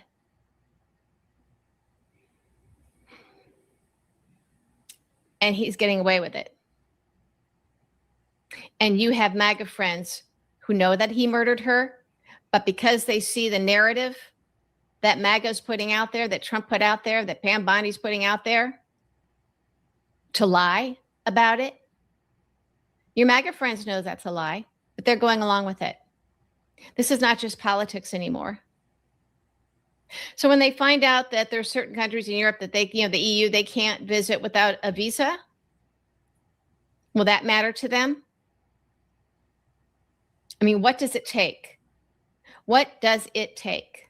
Again, I believe Trump is responsible for the death of the girls and maybe some boys who were sex trafficked as part of the Epstein thing. I don't think he was a mere client. I think he was part of the operation, running this stuff through Mar-a-Lago, through his pageants, through his modeling agencies. And he quickly cut that modeling agency off. He shut that thing down in 2016 when he was running for president. People started asking questions. This is who he is. This is who he is. So we see these things that he's doing and saying and threatening. And we hope it's not true. And of course, you have MAGA friends that go, oh, that's just him joking around. It's not. It's not. Where they choosing comfort over the truth. And that comfort has consequences. Okay?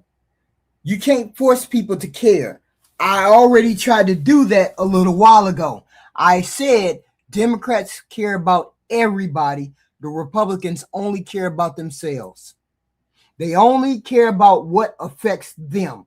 It's never about what affects us as a collective. They only want what they want. Oh, they don't affect me, so it ain't no big deal. I don't care about it. I don't care about you getting thrown out of the country because it ain't no big deal.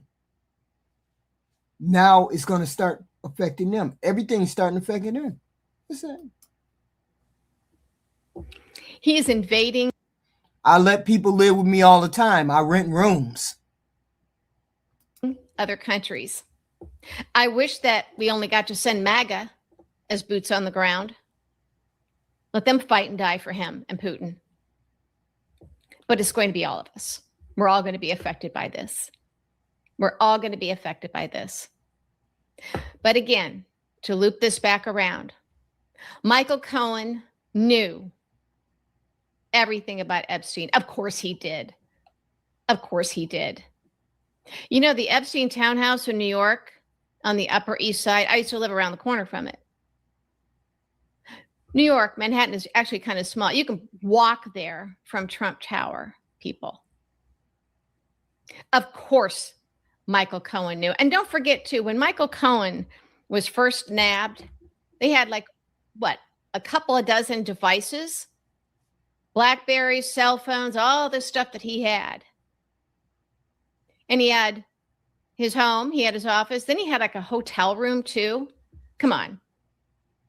There's so much that you forget or you weren't paying attention to at the time. But I'll admit, when I start telling people to be careful about this person or that person, and everybody comes at me, I backed down, and I regret that. I regret that.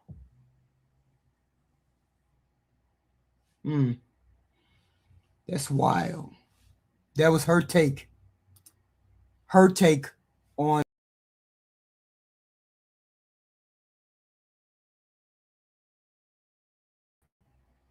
it was personal.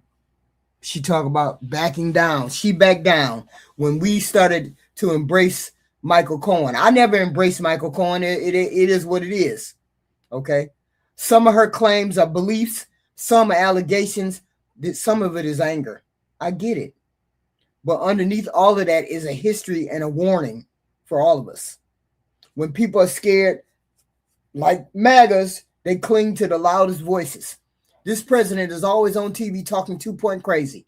That Caroline Levitt talking 2-point crazy. J.D. Vance talking 2-point crazy. People are tired, so we're going to stop. We need somebody to say X, Y, and Z. She's not saying, believe me. I just believe that President Trump is in the Epstein files.